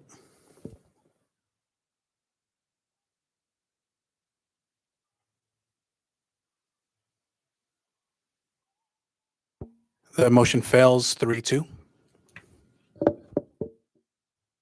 Okay, and although I have 2 minutes and, let me see, 2 minutes and 37 seconds, you could start it up again. I don't have any more motions. Can you Thank can you I put can the see it at clock the back bottom. up on the screen? Okay. Thank you. All right, and let me see.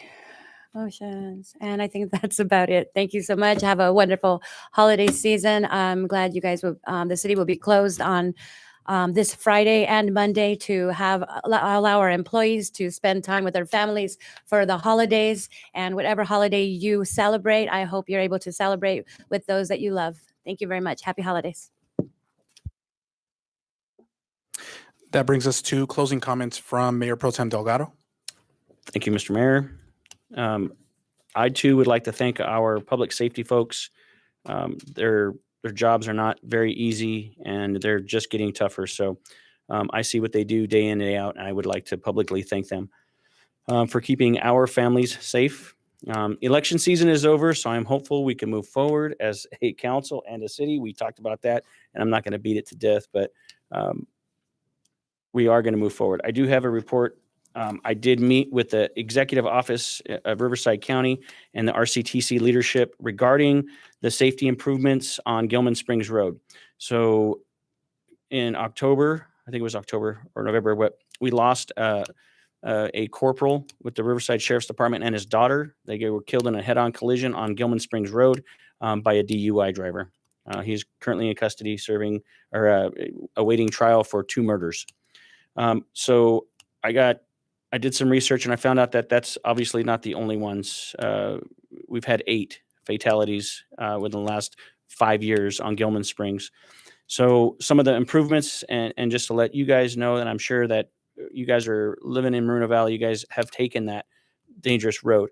Some of the improvements they've done is they've added delineators, signage, signal at Bridge Street, and they've asked for extra patrols. So the county has picked up a tab of $100,000 for extra patrols from the CHP. So it's going to be overtime for CHP to patrol that street, that highway back and forth. They've added a passing lane going from Moreno Valley to the San Jacinto Hemet area. And then that's what they currently have. What they're going to do in 2023 is they're going to add a shoulder space on both sides. They're going to add 5 feet because right now there is no give. If you swerve for an animal or something, you're going in the dirt. So they're going to add 5 feet on both sides. They've received a safety improvement grant of $7 million. So the county has received that from the state. And they are going to add some K-rail in some spread out area. That K-rail can't go the entire stretch because there's homes and dairies on that street. They have to have access to and from their residents. So, and yesterday it looks like they, or the 18th, so which was Sunday, they replaced all the broken delineators on that highway. So, and I know that the delineators are plastic, and if a car goes by them, they're going to just break or just bend and come back. So that's not a safe or a be all end all, but it helps. And then the last thing they're going to do this year, they're going to add a large animal crossing underneath Gilman Springs. So the animals have access to cross that highway without cars hitting them and stuff. So I told the EO's office that I'm going to keep tabs on these improvements because we really, really need them. We don't want to lose any more. I don't care if they're part of the RSO or not. We don't need to lose anybody else because of a dangerous road that we could fix. So today I did a tour of the March Air Reserve Base and met with the security forces. So just to let you guys know, Captain Reichel or Chief Reichel is going to meet with them as well. And the south end of Moreno Valley is very safe. I will tell you that they're on it. So and they work with RSO every day to make sure that area is secure. Merry Christmas. And here's to I would say cheers, but I'd probably get in trouble. Here's to a great 2023. Be kind and make a difference this holiday season. You're gonna have an opportunity, guaranteed 100%, to put a smile on someone's face. And if you have that opportunity, I recommend you take it. And I wouldn't stop at Christmas time, but we could start there. Put a smile on someone's face, even if they're a guy asking for money on the side of the road. Tell them Merry Christmas. Tell them someone's praying for them. Give them some food, or I don't know, anybody. Just make a difference in someone's life. And I guarantee you're going to drive away from there or walk away from the store feeling better that you did that. So Merry Christmas and be kind. Thank you. And for my closing comments, just a good evening. Buenas tardes to everyone. This is our final meeting of the year for 2022. And, proud to say that it's my first official, business meeting here as the mayor of Moreno Valley. A couple of hiccups, but I promise you we'd get through it. So this is actually the first time I ever chair one of these council meetings. So, just kind of working through it, but we got through it. So definitely look forward to working with every single one of you up here, with the four of you. We all have different subject matter expertise and experiences. And I'm really glad that, we can say that it's a diverse group up here, from our careers and our occupations to, how long we've served on the council, which is a good thing.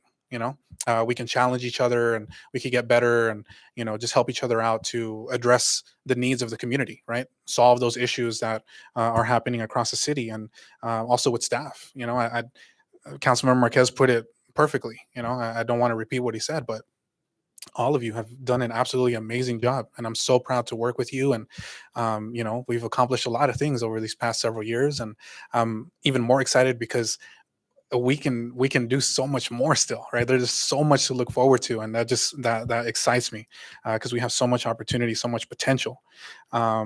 And we could talk about, again, homelessness, making the city safer, investing into infrastructure, the 50 millions for road repairs, beautification of our city, especially our freeways, our on and off ramps. Mike mentioned the $6 million investment for our parks. So definitely looking forward to that. And one of the things that, we do have a lot of development, which is good overall. But one of the areas that I definitely would like for us to focus more on is when it comes to innovation, especially startups, small businesses, and entrepreneurs, making sure that we capitalize on a lot of these industries that are up and coming and make sure that we're at the forefront. And some of those include artificial intelligence, augmented and virtual reality, cybersecurity and coding, electric vehicles, renewable energies, energy production and energy storage, and so many other things that are every single day just coming up. And we need to make sure that we are capitalizing on those things to, further diversify our economy as well. So that we're not solely reliant on one industry. That way we will be stronger come any recession or downturns. We'll be able to weather those storms even better, right? So there's a lot to look forward to. as well as expanding our public facilities. And another thing is public art. I think I've mentioned it up here a few times, but I'm a huge proponent of public art. I'm from Los Angeles. I've lived in Austin. I lived in Houston.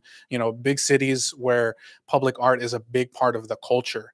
And that's definitely one of the things that I would love to work with this council on, to see how we can add more murals and more public art installations around the city, right? To especially really showcase our local talent, number one, and showcase the city's history and the things that our city has to offer.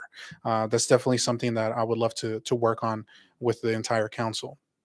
Once again, I would like to thank the residents of Moreno Valley for entrusting me as your mayor here for the next couple of years. I don't take it for granted, and I do want to give a special thank you as well to my wife, Karina, and our son, for just allowing me to do this, because as all of us know, public service takes a lot from you. It requires a lot of you, most of all your time. And all of us that have families, we know how important it is to spend time with them. And this job requires us to be out there with the people a lot, which is a good thing. But I just want to thank my family for, you know, allowing me to share myself with the community. I appreciate that. So I promise wholeheartedly to serve with integrity, with unity, and a full dedication to this position. You know, it's technically on paper a part-time position, but I definitely don't treat it that way. I see it as a full-time a lifestyle, you know, to serve the community and to do everything that we possibly can to address the needs of our residents. So I definitely promise to be accessible, to meet people where they are, rather than just sitting up here and expecting people to come to us with the problems. We're going to go out there, identify those problems, and fix them. We're not going to wait for the problems to come before us. So with that, I would like to wish everyone a happy holidays, happy new year, and look forward to seeing you in 2023. So with that, we will adjourn this meeting at 8:21 p.m. Thank you and have a good night.